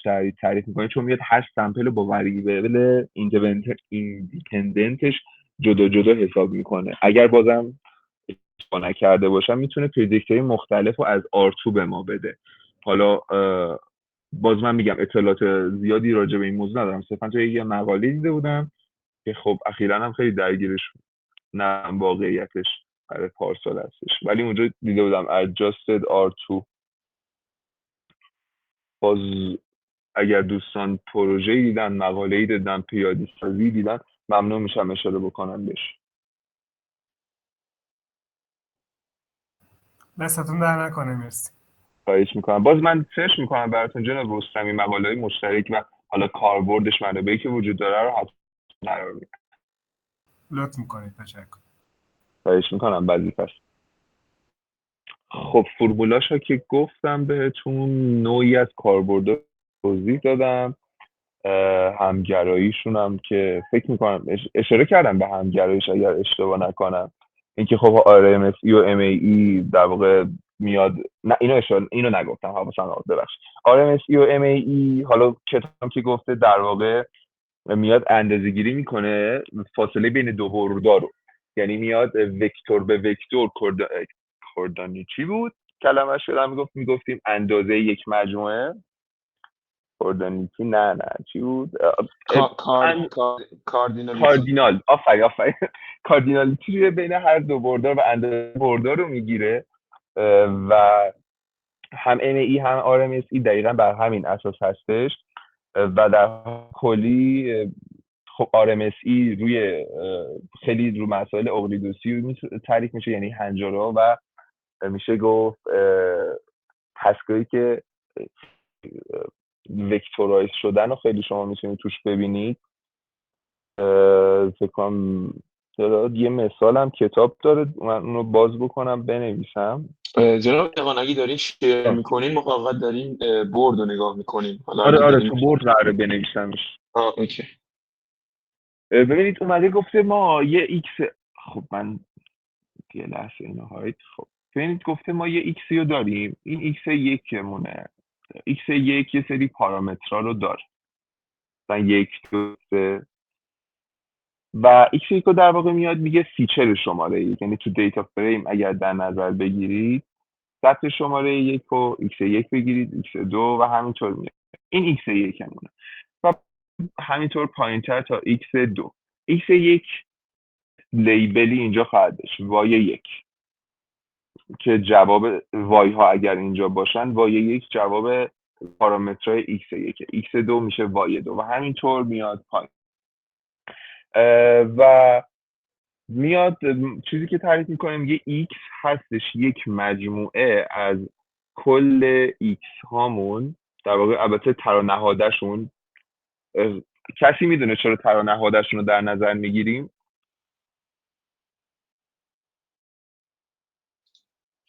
تا در ماتریس ها بتونیم ضربشون کنیم، ماتریس وزن ها بتونیم ضربشون کنیم احتمالاً. مرسی اشاره کردید، ممنون. میاد در واقع تر و نهادشون رو در نظر میگیره. من داتیشون رو بذارم که خوب گفتید هر کدوم از اینا هم سطح و هستن و همینطور میاد یک خط رو در واقع تعریف میکنه که خب من مستقیم ضرب کردم، یعنی چیزی که مثلا برای RMSE مینویسه، من بیارمش یه لحظه که دقیق باشه، میاد میگه که مثلا برای MAE رو من مینویسم، مثلا میگه یک امومه که ام در واقع تعداد کل سمپل هاست، یک اموم زیگما H در قد مستقیم فراموش کردم، H در XI منهای وای آی. خب وقتی حد رو این تاثیر بذاره میره نتیجهشون رو میده. حالا بازش نمی کنم، خیلی مفصل میتونه باشه به نظر موضوع. در واقع میاد حد رو روش تاثیر میده به قول حالا فارسی لوری و میاد نتیجه حاصل یا حد ایکس آی رو میده که در واقع واییه که خودمون داریم و منهای وای آی چیزیه که پریدیکتش کرده، فاصلهشون رو از هم به دست میاره، قدر مطلقشون و تقسیم بر تعداد کل سمپل ها ما MAE رو خواهد داد. مسئله‌ای که مطرح کرده یه سری عدد رو به ما داده و گفته خب RMSE و MAEش به این شکل به دست میاد. من عددش رو دقیقا عین خودش بنویسم. گفته که X1 هستش -118 29 33 و 91 سهام 1416 و 38372. اینو گفته از یک ایکس آی هستن، حد روش تاثیر بذاره، منظور میشه ایکس یک ایکس یک حد. خب در واقع همون وای یکمون هستش، میاد مجموعه ای از ایکس یک ها ایکس دو ها رو به همین ترتیب در نظر میگیره تا ایکس ام و RMSE یا MFE رو روش بخواد در نظر بگیره. فرمولایی که داشتیم حالا هر کدوم رو بزنید جوابش رو داخل کتاب خودتون میتونید چک بکنید. من خیلی حرف زدم و تایم متاسفانه داره از دست میده. اینو میاد حل میکنه و میره جلو. من خیلی خلاصه کردم، خاطر این موضوع خیلی صحبت شد و بریم از قسمت ریاضیش متاسفانه بعد رد بشیم، بریم کار با کلب. خب من یه لحظه ببندم اینو، متاسفانه اینجاش. دوستان کسی با کلب اینجا کار کرده؟ آشنایی دارید؟ گوگل کلب. جناب رحیمیان، خانم خالقی، آقای عسکری، جناب آرش فامیلیشون نتونستم، خانم جعفری و بله بسیار عالی. یه مسئله که وجود داره راجع به کلب خب ممکنه پیش بیاد و خب معمولا اینه که شما وقتی گوگل کلب رو سرچ میکنید بهتون همینو میده 403 چون تو ایران هستین، ولی خب شما میتونید برید تو گوگل سرچ بکنید گوگل www.google.com. اولش کنید بهتون یه همچین صفحه‌ای رو میده، یه سری فیچرها رو براتون تعریف کرده، کلا راجع به دیتا ساینس صحبت می‌کنیم، ماشین لرنینگ و این چیزا که خب معمولا با این قسمت اصلا کاری نداریم. یه در واقع توضیحات خیلی کلی راجع به گوگل کلاب رو میده. اینجا رو بگم شما بخواید یک فایل نوتبوکی رو ایجاد بکنید، از فایل میایید همین میزنید نیو نوتبوک رو میزنید و نوتبوک جدیدی رو اضافه میکنید. اوپن نوتبوک، یک نوتبوکی رو اگر ذخیره داشته باشید میتونید از داخل گوگل درایوتون یا بخواید آپلود بکنید از قسمت آپلود یا گیت هابتون میتونید آپلود بکنید. سیو کردن داخل درایوتون یعنی نوتبوکی که دارید و داخل درایو سیو بکنید که الان بهتون میگم مثلا ماونت کردن و وصل کردن به درایو به چه شکلی میتونه باشه. توی گیتابتون ذخیره بکنید یا کپی یا ازشون ذخیره بکنید. ادیت راجع به نحوه چیدمان و کلا انتخاب سل میاد صحبت میکنه. کسی میتونه بگه سلای داخل نوتبوک در از چه اساس جدا میشن؟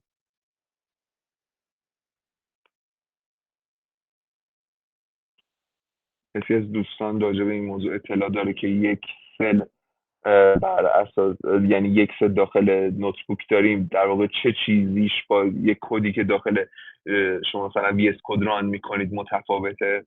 چه چیزی دقیقا داره اتفاق میفته؟ خب به هر حال چون IPyMBA یا همون آی پایتونه سعی میکنه کل حافظه تخصیص داد، فارسی بلد نیستم، تخصیص داده شده به اون فایل پایتون یا هر وریبلی که شما ست میکنین رو تا آخر اجرا نگه داره و اون در واقع همیشه نل جداگانه برای هر سل تعیین میکنه دیگه. یه درست جوری میگم روی رم، یعنی توی پایتون ما اجرا میگیریم یه فایل .py رو برنامه اجرا میشه، خروجی سریع از روی وقتی برنامه تموم شد رم خالی میشه. اما خب این که توی IPyMB فایل ها یا کلا پایتون کرنل ما همچین چیزی رو نداریم. بله. رم تا زمانی که خود کرنل رو ریستارت نکنیم همیشه در اختیار خود کرنل میمونه و هیچی از رم پاک نمیشه. بسیار عالی بود، ممنون از توضیحاتتون، خیلی کامل بود، مرسی. خب داخل ادیت بودیم اگر اشتباه بله. کپی و انتخاب سلکشن، فایند اند ریپلیس دوستان خیلی به درد میخوره. یعنی شما مثلا یه وریبل ایجاد کردید x و میخواید کلا عوضش بکنید، دونه دونه فایند اند ریپلیس میزنید، همه رو یه جا عوض میکنید. خب ویو که کلا میاد یه مقدار داشبورد رو میتونید در واقع خصوصی سازی بکنید. اینسرت کد سل ها که همون در واقع سل هایی که کدمون رو ایجاد میکنید، تکست سل ها که در واقع شما میتونید داخلش تگ های HTML هم ران بکنید تا خب مثلا دارید شما یه ارائه آماده میکنید بخواید تو نوتبوک باشه اینجا میتونید بزنید. ران تایم کلا در واقع انگار هر سل میایم بهش پایتون مخصوص خودشون رو ارائه میکنیم و داریم که برو رانش بکن. خیلی مهمه چنج ران تایم تایپ، چون شما اگر بازش بکنید به یه همچین صفحه‌ای برمیخورید. اگر آر کار میکنید باید عوضش بکنید. دوستان یه چیزی هم بهتون بگم، چرا گوگل کلاب خیلی محبوبه؟ چون میاد بهتون جی پی یو میده. جی پی یو خب میدونیم تقریبا هممون، اگر کسی نمیدونه سوال بپرسید دوستان لطفا. جی پی یو رو همه میدونید؟ خبری نه. خب بچه‌ها میدونن، بسیار عالی. میاد جی پی یو رو در واقع میگه خب حالت دیفالتش سی پی یو، ولی خب یه سری جی پی یو وجود، یه سری سخت افزار جی پی یو اختصاص داده گوگل، شما میتونید ازشون استفاده بکنید. به خاطر این به نظرم خیلی مهمه ران تایم. توی پارت ران تایم چنج ران تایم تایپ تولز به ما کامند در واقع سیستم ها رو میتونه بهمون بده و یه سری شورتکات هایی که دستی ایجاد بکنید. اینجا خب شما بازم میبینید چنج ران تایم رو دارید که در واقع میتونید به ران تایم خود سیستمتون یا به پایتون خودتون وصل بشید. این دسته مسائل. خب وقتی شما گفتم از فایل یه نوتبوک جدید رو که باز میکنه یه همچین صفحه‌ای بهتون میده، شما اینجا میتونید کدتون رو ران بکنید، مثلا پرینت کنه هلو، مثلا بذاریم کرنلمون وصل میشه انشالله. یکی از بدیهای گوگل کلاب اینه که هر چند دقیقا نمیدونم چند دقیقه یک باره، ولی خب هر چند دقیقه یک بار کل ران تایماتون صفر میشه. یعنی شما بالا مثلا دیتا فریمتون رو توی مثلا 6 تا سل بالاتر دیتا فریمتون رو ایمپورت کردید، دارید ازش استفاده میکنید، بعد نیم ساعت که باهاش کار نکنید یا اصلا باهاش هم کار بکنید، یه دفعه‌ای کلا مجبورید از اول ران بکنید چون همه ران تایم ها رو صفر میکنه و بعد کدتون رو مجدد جناب دقیقا نه اینطوری نیست اصلا. اتانه از اینترنت شما از کلاب 12 ساعت به شما ران تایم جی پی یو میده، 15 ساعت ران تایم سی پی یو. به خدا که هر کد زدم این ران تایم منو صفر کرده. بچه‌ها کدومتون به این مشکل خوردید اینکه ران تایم رو صفر میکنه؟ جناب رحیمی شما هستید داخل ارائه؟ سینا بله فکر کنم سینا مشکل داشته. واقعا من نمیدونم شانس منه یا چیه یا به قول شما اینترنته. من هر نیم ساعت 40 بار میبینم خب یا مثلا هر یه ساعت یک بار باید از اول صفرش بکنم و ران بکنم. اجازه بده توضیح بدم. اگر شما ران تایم من خیلی سریع بگم، اگه شما ران تایمتون از سی پی یو برای زمانی که از کودا یا جی پی یو استفاده نمی‌کنید روی جی پی یو این اتفاق میفته. اما وقتی جی پی یو داره اینوالو میشه توی کدتون، مثلا ما اول نمیشیم دیوایس، مثلا با تورچ نمیشیم دیوایس کودا رو جی پی یو رو دارین اینوالو می‌کنین توی حالا ترینینگ یک مدل دیپ. خب اونجا بله. اگر بدونه داره از جی پی یو استفاده میشه ران تایم رو صفر نمی‌کنه. اما نه، دارین کدتون رو بردین روی سی پی یو دارین اجرا میکنین ولی ران تایمتون روی تی پی یو یا جی پی یو میفهمه و ارور میده، میگه ران تایمت تموم شد، برگرد اگه داری از سی پی یو استفاده میکنی سویچ کن رو سی پی یو. تا یه حدی واقعیت متوجه شدم ولی زیاد نه متاسفانه. تایم محدوده، خیلی مسئله وجود داره حرف بزنید راجع به هر کدوم از اینا حرف بزنید و منم واقعا دلم میخواد، ولی هم تایم گوگل میت محبوبه هم خانم ساریخانی من خیلی دارم تایمشون رو میگیرم، واقعا معذرت میخوام ببخشید. به ادامه ماجرا بپردازیم. شما ممکنه دیتاتون رو داخل گوگل درایو آپلود کرده باشید و بخواید بیارید استفادهش بکنید یا اصلا به هر حال نیاز باشه سیو بکنید. کدی که حالا استفاده میشه from google.colab ایمپورت کن واسه من درایو اگر اشتباه نکنم. بله و بعد میگه که درایو ماونت کن. حالا آدرسی که شما داخل درایوتون تعریف کردید یکی، حالا آدرسی مختلف اینجوری تعریف بکنید ولی معروف ترینش که حالا خیلی هستش کانتنت و درایو بله فکر کنم درایو یا جی درایو بر اساس حالا تفاوت دارن ولی خب حالت کلی اوکی. یه همچین پیغامتون بهتون میده کانکت تو گوگل درایو، شما باید آتورایز بکنید و حالا ادامه ماجراها. فکر میکنم مسئله یه دیگه ای راجع به گوگل کلاب تا این لحظه حالا برای دوستان نباشه، حالا چون زیاد هم درگیر نشدیم. شورت کات رو بهتون بگم که خب شاید استفاده بکنید. دوستانی که حالا کدر هستن در واقع خیلی سریع کد میزنن، شیفت اینتر رو داریم که ران میکنه مستقیم میاد سل بعدی، کنترل اینتر رو داریم که همون سلی که هست رو دقیقا ران میکنه سل بعدی میاد، و کنترل ام دی رو داریم که سل رو پاک و سل تایپ ها رو حالا تو جوپیتر نوتبوک میتونید عوض بکنید با A و M و X و Y، ولی تو کلاب واقعیت من شورتکاتاشون رو نمیدونم. سوالی هست؟ من خیلی حرف زدم و تایم متاسفانه از دست رفتش. خانم صادقانی امیدوارم بنده سوالی دارید؟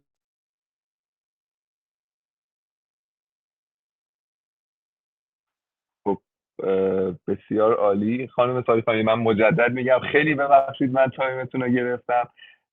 دوستان خیلی خوشحال شدم از هم صحبتی با شما و این افتخار خیلی بزرگی بود که نصیب بنده شد تا در خدمت شما باشم. باز اگر سوالی داشتید داخل تلگرام داخل بپرسید، بنده حتما جواب میدم. دوستان هم هستم. متشکرم از شما، شبتون بخیر باشه.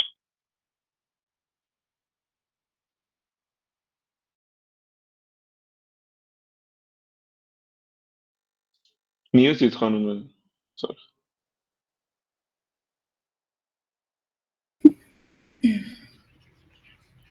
از صدام هست؟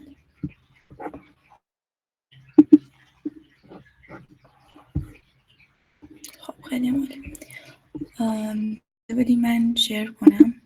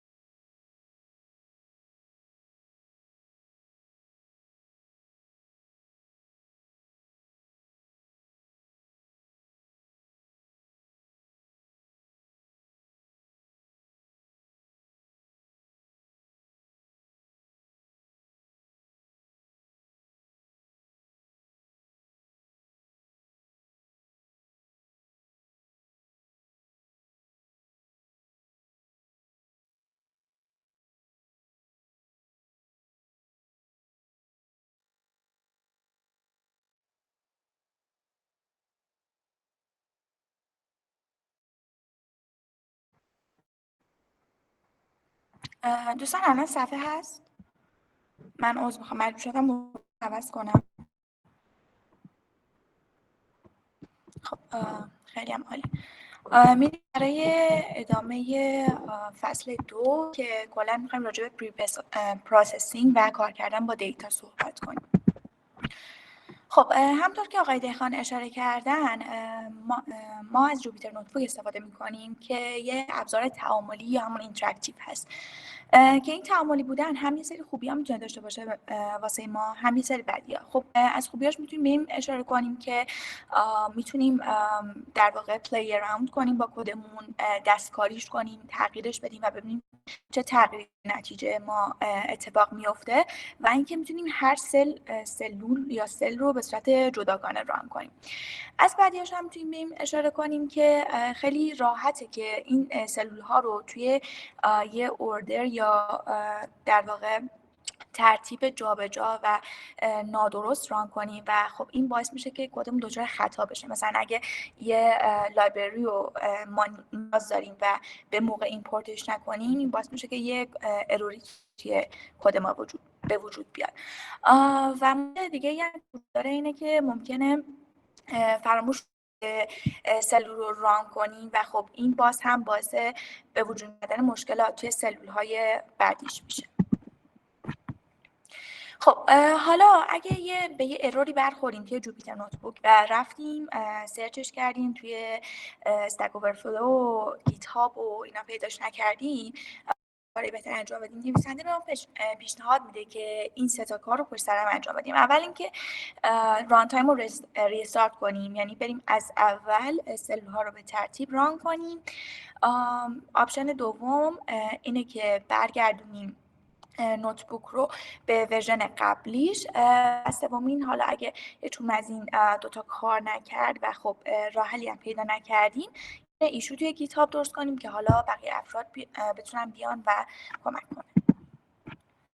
خب حالا ما توی در واقع فصل 2 اصلا وارد کدزنی میشیم و یاد میگیریم که چجوری توی محیط‌های مختلف مثل کلاب یا جوپیتر نوتبوک کد بزنیم و خب نویسنده یه سری از این کدها رو هم در اختیار ما قرار داده و همچنین سری نوتبوک هایی واسه این کتاب هست که کدایی که توی کتاب رو میتونیم اونجا ببینیم.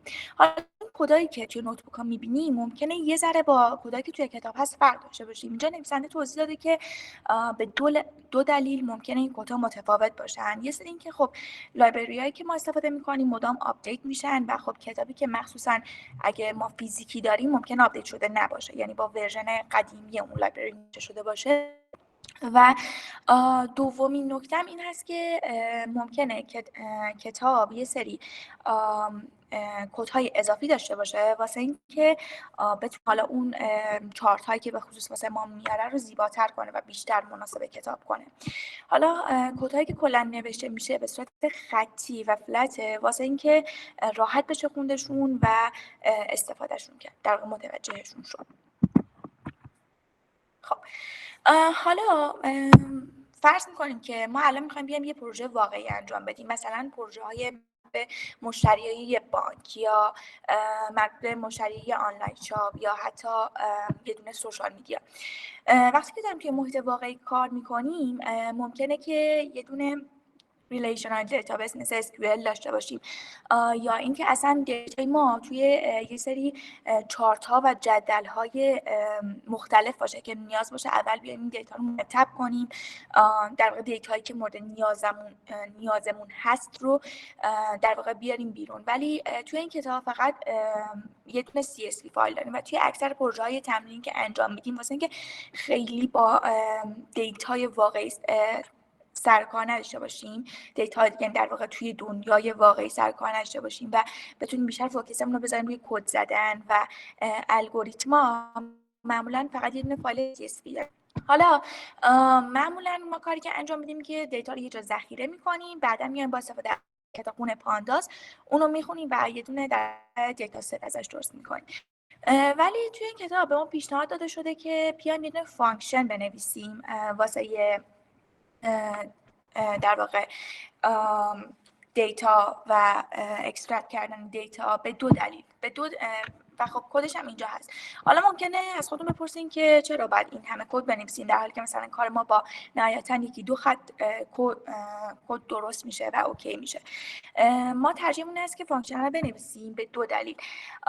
یک، وقتی کیسی داریم که دیتامون هی آپدیت میشه به صورت منظم، مثلا وقتی که دیتای کاستومرهای بانکو داریم، خب این کاستومرها هی عوض میشن، به روز میشن، وضعیتشون آپدیت میشه و این باعث میشه که دیتای ما قدیمی بشه اگه فقط بیایم ایمپورتش کنیم. و دو اینکه وقتی میخوایم دیتا رو بیاریم اینستال کنیم روی یه سری در واقع دستگاه‌های مختلف، ماشین‌های مختلف. حالا این فانکشن میاد چیکار میکنه که اسمش هم لود هاوسینگ دیتا هست. اول میاد چک میکنه که آیا ما اصلا این کد رو داریم. اجازه بدیم من ببینم میتونم. اول میاد چک میکنه یا دایرکتوری و این کد رو داریم یا نه. حالا اگه اینو پیدا نکرد، دوستان صدای من هست؟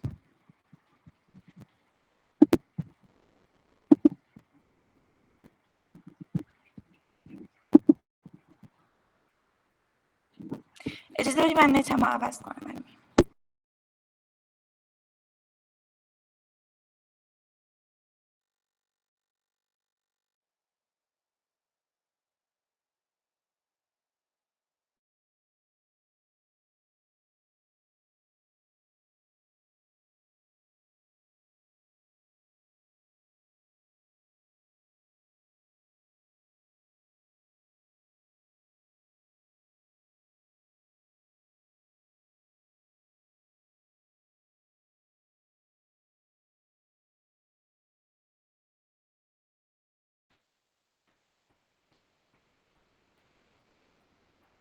صدای من دارین؟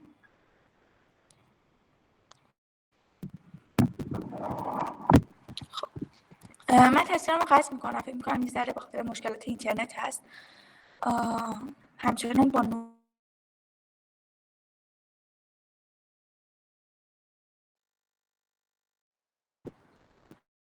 الان بهتر نشده؟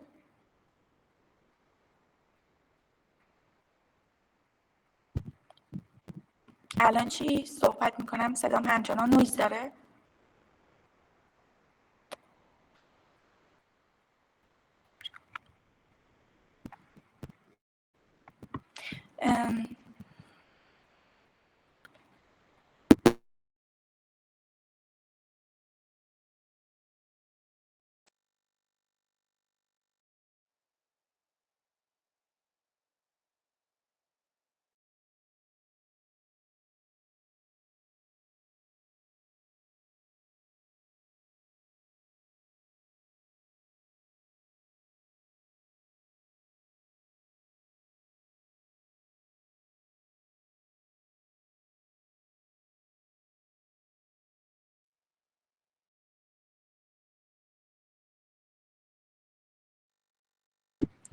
الان دوباره میشه یه آپدیتی از صدا به من بدین؟ ببخشید عذر میخوام.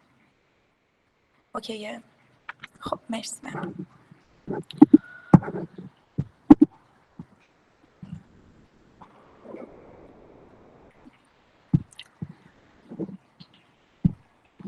خب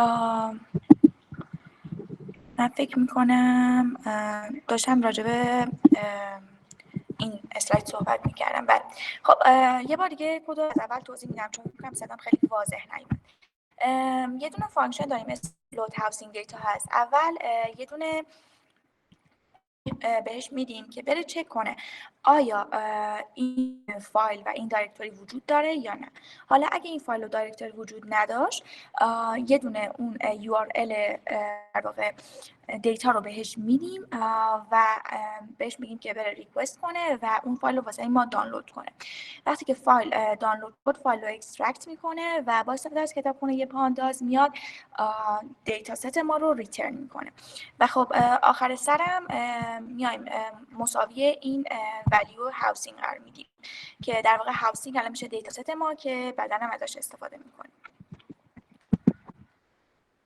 خب حالا وقتی که یه دیتا ست جدید دانلود کردیم و یه دیتا ست جدید داریم که می‌خوایم باش کار کنیم، خب تقریبا هیچ ایده‌ای نداریم که چه ستون‌هایی داریم، چه در واقع ولیوهایی داریم، چقدرش ناله، چقدرش شمارشیه، چقدرش دسته‌بندی شده یا تکست. اگه بیایم با استفاده از فانکشن هد 5 تا در واقع ردیف اول دیتامون رو نگاه کنیم متوجه میشیم که ما کلاً توی این دیتا ستمون 10 تا اتریبیوت داریم. یکی طول و عرض جغرافیاییه، اینکه مثلا چقدر این خونه سن داره. خب در واقع این دیتا ست ما در واقع راجع به قیمت خونه ها توی کالیفرنیا هست و در واقع همه فیچرهای اثرگذار توی قیمت خونه رو داریم دیگه، مثلا تعداد اتاق خواب‌ها، جمعیتی که اون منطقه داره و حتی متوسط درآمد ساکنین اون در واقع منطقه. حالا وقتی که اومدیم این ستون ها رو دیدیم میتونیم بیایم از این متد اینفو استفاده کنیم واسه اینکه یه دیسکریپشن کلی از دیتا بهمون بده. فرض کنید الان ما این اولی رو میخوایم بررسی کنیم. که نشون دهنده ایندکس ماه. لانگیتود خب اون نشون دهنده اسم ستونیه که داریم. اینجا 640 نانال. حالا اینجا به صورت تکستی و خیلی مشخص نیست، موقعی که بریم توی کد اینا به صورت ستونی نوشته شده و خیلی بهتر میشه تشخیص داد. اینجا منظورش اینه که ما اینقدر مقدار ولیوهای نانال داریم، ولیوهایی که نال نیستن. درسته هم دیتا تایپش رو بهمون نشون میده که اینجا هم نوشته در واقع توصیف هر ستون رو. و به این ترتیب واسه همه این ستون‌هایی که این بالا داریم پایینم داریم که به چه نوعی هستن، چند تا هن و دیتا تایپشون چیه. مثلا الان نگاه کنیم 9 که در واقع نزدیکی حالا به اقیانوس هست، ما دیتا تایپ آبجکته. خب حالا بیشتر راجع به این صحبت میکنیم. خب وقتی که کد قبل رو دیدیم و دیدیم که دیتا تایپ در واقع آخری ما، ستون آخری ما آبجکت هست، متوجه شدیم که همه فیچر هایی که ما داریم همشون به صورت عددی هستند به جز اون آخری که آبجکته. حالا این آبجکت میتونه هر آبجکتی که ما معمولا توی پایتون داریم باشه، ولی چون که این دیتا رو از CSV در آوردیم میدونیم این یه دونه تکسته.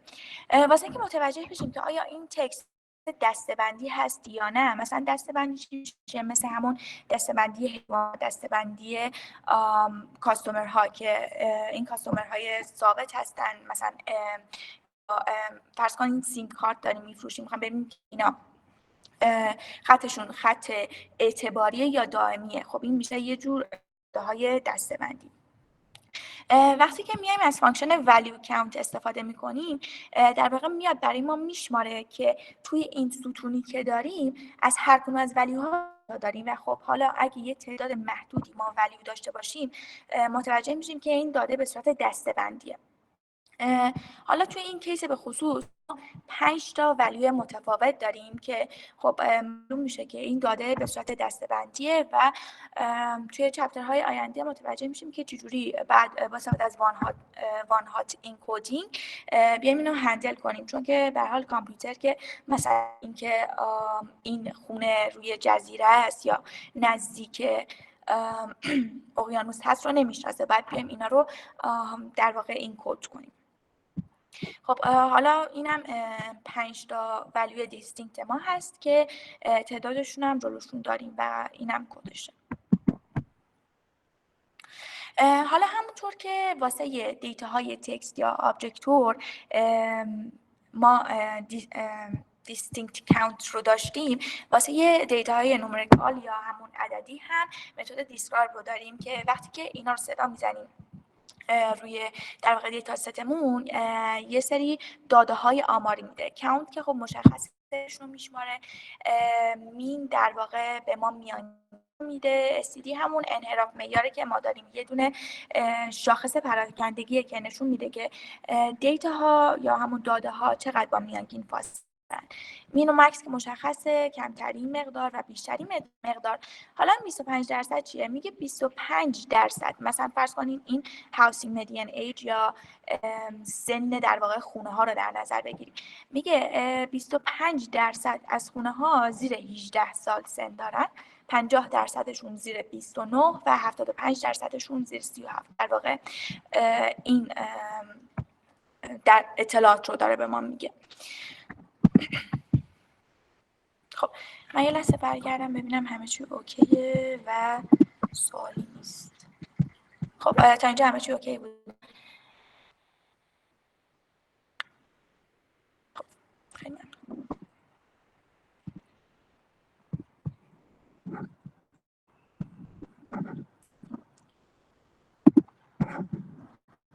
خب حالا در واقع این عددهایی که می‌بینیم شاید خیلی به ما کمک نکنن، چون که مغز انسان بیشتر راحته با تصویر، اینکه مثلا ببینه توی چارت چه چیزی بیشتره چه چیزی کمتره، و یه راه دیگه که میتونیم به دیتامون در واقع دسترسی پیدا کنیم ببینیم که چی به چیه همون هیستوگرام چارته. حالا هیستوگرام چارت و عکسش رو اینجا داریم که شبیه بار چارته. فرق هیستوگرام با بار چارت چیه؟ فرق بار چارت در واقع واسه داده های دسته‌بندی در نظر گرفته میشه، مثل همون مثال سیم کارتی که زدیم یا حتی توی این دیتا ست مثال اون نزدیکی به اقیانوس رو که داریم. اگه بخوایم اون رو تصویر سازی مصور کنیم از بار چارت استفاده میکنیم، ولی اگه بخوایم با داده های عددی کار کنیم با هیستوگرام کار میکنیم که اون بار چارت هم توی کد داریم و نشونتون میدم. حالا اینجا واسه اینکه ما چند تا فیچر داریم واسه دیتا ستمون، یا میتونیم دونه دونه واسه اینا هیستوگرام بکشیم که این کارم با دست کتابخونه مطبوعاتی انجام میدیم، یا اینکه بیایم از این فانکشن استفاده کنیم، از فانکشن هیست استفاده کنیم که میاد همه فیچرها رو هیستوگرامشون رو واسه ما میکشه. خب ما یه دونه در واقع هیستوگرام کامل داریم. حالا الان ازتون میخوام که به این اینکام توجه کنید و اینکه ببینید اینجا مثلا چیزی که نشون داده این 5 و 15 در واقع معیار درستی نیست، در واقع عدد درستی نیست. وقتی که میایم با بک‌گراند نالنجی که داریم میایم نگاه میکنیم که خب مثلا طبیعتاً درآمد میانگین درآمد افراد یک منطقه $5 نیست یا $10 نیست. این داده ها در واقع اسکیل بندی شدن و واسه اینکه راحت تر باشه کسایی که این دیتا درست کردن اومدن اینجوری تغییرشون دادن و در واقع این 5 در واقع $5,000 $10,000 $15,000 و به همین ترتیب. حالا این واسه ما خیلی نکته مهمی نیست موقعی که این فیچری که داریم جزء فیچرهای ما باشه، نه تارگت کالمون. تارگت کالمون خب اینه که بیام قیمت خونه رو پیش بینی کنیم. وقتی میخوایم قیمت خونه رو پیش بینی کنیم و قیمت خونه بیاد اینجوری اسکیل بندی شده باشه، ممکنه واسه موقعی که میخوایم این مدلمون رو استفاده کنیم و دیپلوی کنیم مثلا واسه ما پیش بیاد، اون موقع یه سری راه حل‌های دیگه به کار ببریم که اینو برگردیم به حالت قبلی خودش.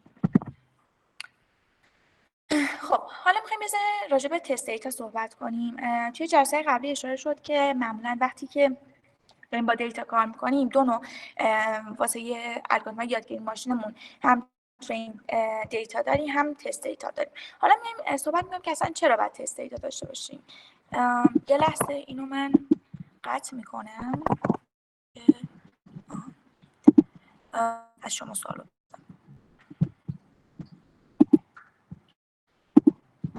خب کسی میخواد نظرشو به اشتراک بذاره که چرا بعد اصلا تست دیتا داشته باشیم؟ ما که اصلا یه سری دیتا داریم که میتونیم همش رو استفاده کنیم و این باعث بشه که یادگیری مدلمون بهتر بشه.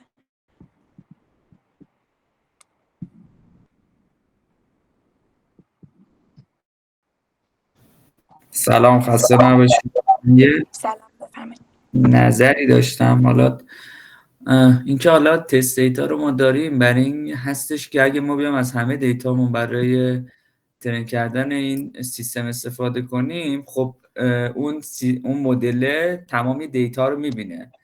بعدن که حالا ما بخوایم مثلا ولیدیشن یا چیزی انجام بدیم دیتا رو یه بار دیده، پس ما یه قسمت از دیتامون رو ایزوله میکنیم که حالا نه تنها واسه این فقط مدل، واسه مدل‌های دیگه هم بعداً بتونیم استفاده کنیم. مثلا نوعی دیتای جدید هستش که مدل تا الان ندیده و درصد اکوریسی که میده واقعی‌تره تا اینکه بیام از همه مثلا دیتا استفاده کنیم. بله دقیقاً جناب حبیب درست گفتن. برای اینکه در واقع از اوورفیتینگ جلوگیری کنیم، خانم قیاسی هم گفتن برای سنجش مدل.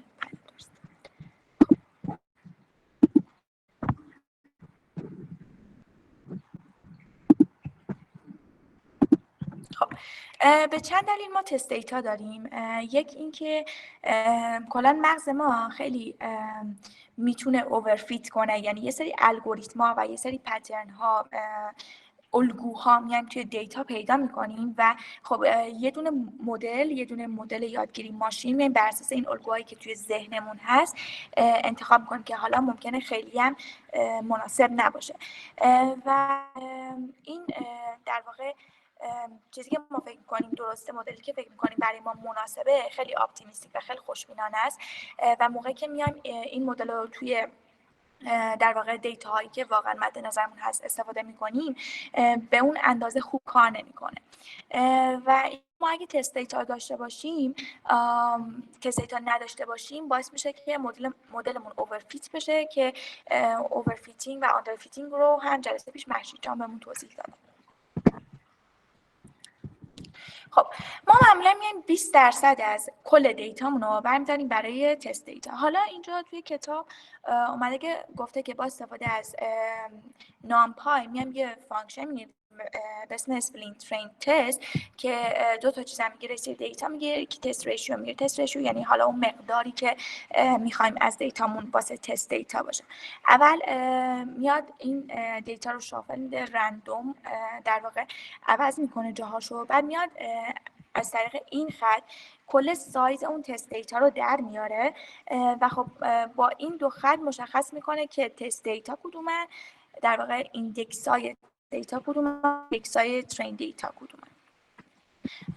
و حالا توی اسلاید بعد میاد از این فانکشن استفاده میکنه روی دیتا ستی که داشتیم که همونطور که گفتیم اسمش هاوسینگ بود و اون مقداری هم که میخوایم بهش میدیم که حالا ما اینجا 0.2 یا 20% دیتا رو بهش دادیم و اینجا میاد میگه که خب حالا این مقدار از داده ما برای ترین هست، این مقدار از داده ما واسه تست هست.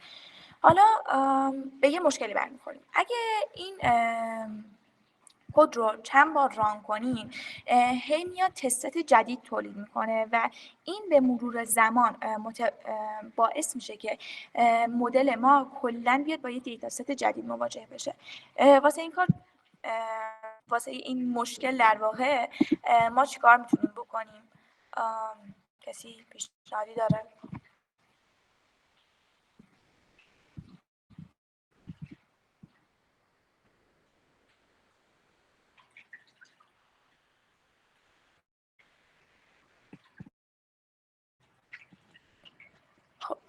گویا کسی پیشنهادی نداره، برمیگردیم به پرزنتیشن.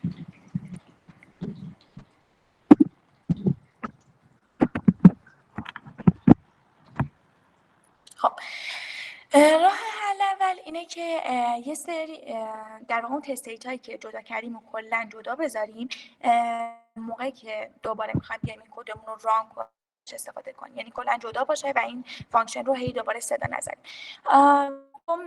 دومین آپشنمون یه دونه رندوم سید جنریتور بذاریم.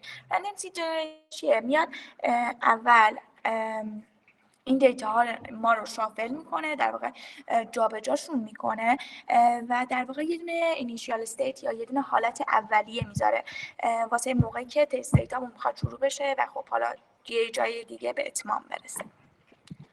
اگه دیده باشین قبلا کدهای یادگیری ماشینو، میدونید که توی خیلی از این کدها MC جنریتورشون رو میذارن عدد 42 و خب واسه خود من جالب بود و دیدم که توی فیلم A Hitchhiker's Guide to the Galaxy عدد 42 به عنوان از طرف یه سوپر کامپیوتر به عنوان جواب برای زندگی، جهان و کلا همه چیز معرفی شده و خب حالا این یه فکت جالب است که اکثر برنامه‌نویسا یا خیلیاشون میان از عدد 42 واسه این در واقع پارامتر استفاده میکنه. خب حالا کتابخونه سایکیت لرن یا همون اسکیل لرن اومده این کار رو واسه ما راحت تر کرده و به جای اینکه خودمون بشینیم بدون فانکشن کامل بنویسیم، واسه ما یه دونه در واقع فانکشن قرار داده که میتونیم بیایم این دیتا ستمون رو به همون مقداری که میخوایم تقسیم کنیم بین ترینینگ و تست دیتا. حالا این دو تا فیچر داره، یکی این که خودش یه رندوم استیت پارامتر همون چیزی که گفتیم داره و این که چند تا دیتا ست بدیم که در واقع که تعداد ردیف های این دیتا ست با هم برابر باشن. همونطور که اینجا می‌بینیم اول میایم ایمپورتش میکنیم، بعد میایم دیتا ست، تست سایز و رندوم استیت رو بهشون میدیم. خب حالا میخوایم یه ذره راجع به استراتیفاید سامپلینگ صحبت کنیم. این موضوع واسه خود من خیلی جالب بود. نسبت آمار یا زنان به مردان یا مردان به زنان توی آمریکا 59% به در واقع همون 41%. و خب حالا اگه بخوایم بیایم بین همه اینجا یه سروی انجام بدیم که در واقع وقتی که ما داریم این کار انجام میدیم هدفمون این که یه سری ریزالت های یه سری نتیجه های نان بایس بگیریم که در واقع یک گروه بیشتری نظر نداشته باشن، یک گروهی کمتر. حالا اومده میگه که توی جمعیت آمریکا فقط 12% شانس وجود داره که وقتی میایم سروی رو انجام این 59% به 41% حفظ بشه. اینجا هم عکسش رو داریم. مثلا فرض کنیم این جمعیت ما هست و 4 تا گروه متفاوت داریم. استراتیفاید سامپلینگ چیکار میکنه؟ میاد از هر کدوم از این افراد حاضر توی این گروه یه نفر رو انتخاب میکنه به صورت رندوم و بعدش سرور رو روی کل این آدم انجام میده به جای اینکه بیاد مثلا همه اینا رو با هم قاطی کنه. حالا اسکیل بازم این قابلیت رو واسمون قرار داده که بیایم از این استراتیفاید شافل اسپلیت استفاده کنیم واسه اینکه بتونیم این قابلیت رو توی دیتامون داشته باشیم. اول از همه تعداد اسپلیت ها رو از ما میخواد و دیگه اون چیزایی که همون ترین تست اسپلیت داشتن، تست سایز رو میخواد، رندوم رو میخواد و بعداً میتونیم برگردونیم. مثلا اینجا هدف نویسنده چی بوده؟ ببخشید من اینو استوری زدم جلو. واسه اینکه در واقع درآمد آنها توی مناطق مختلف خیلی زیاده و متفاوته. میگم مثلا رنجشون متفاوته. اینجا اومدیم گفتیم که خب حالا مثلا از درآمد فلان تا فلان انقدر آدم انتخاب کن، از درآمد فلان تا فلان انقدر آدم پیدا کن که بتونیم یه دونه نتیجه داشته باشیم. خب به جز کلاب و تا تموم شد پرزنتیشن من. اگه سوالی دارین تا الان میتونید بپرسین، اگه ندارین بریم سراغ کد.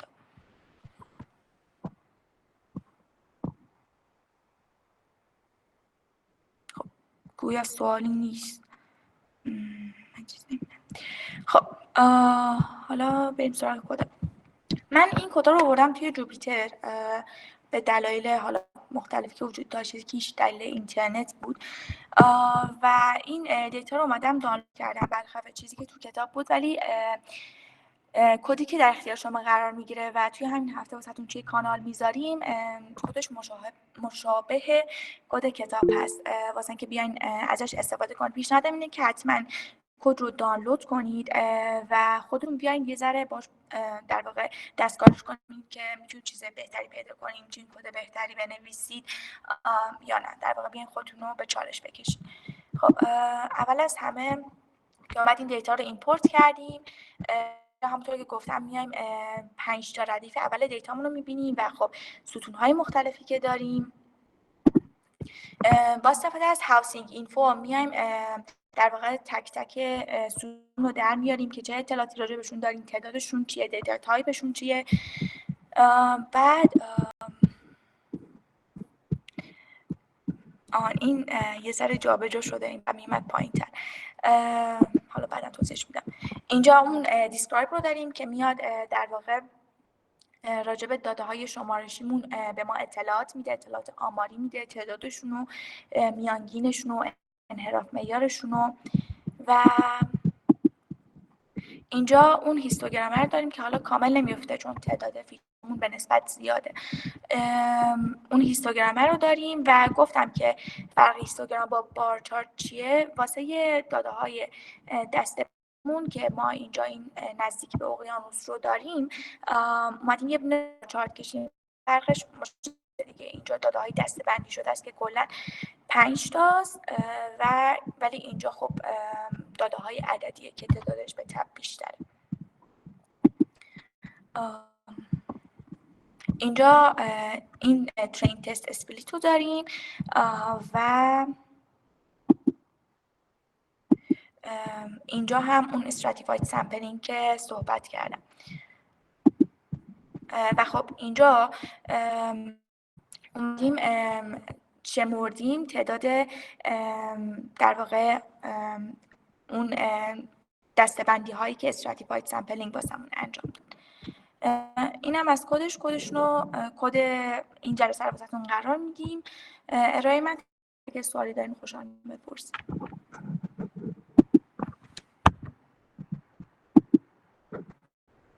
خیلی ممنون از همگی، شبتون بخیر.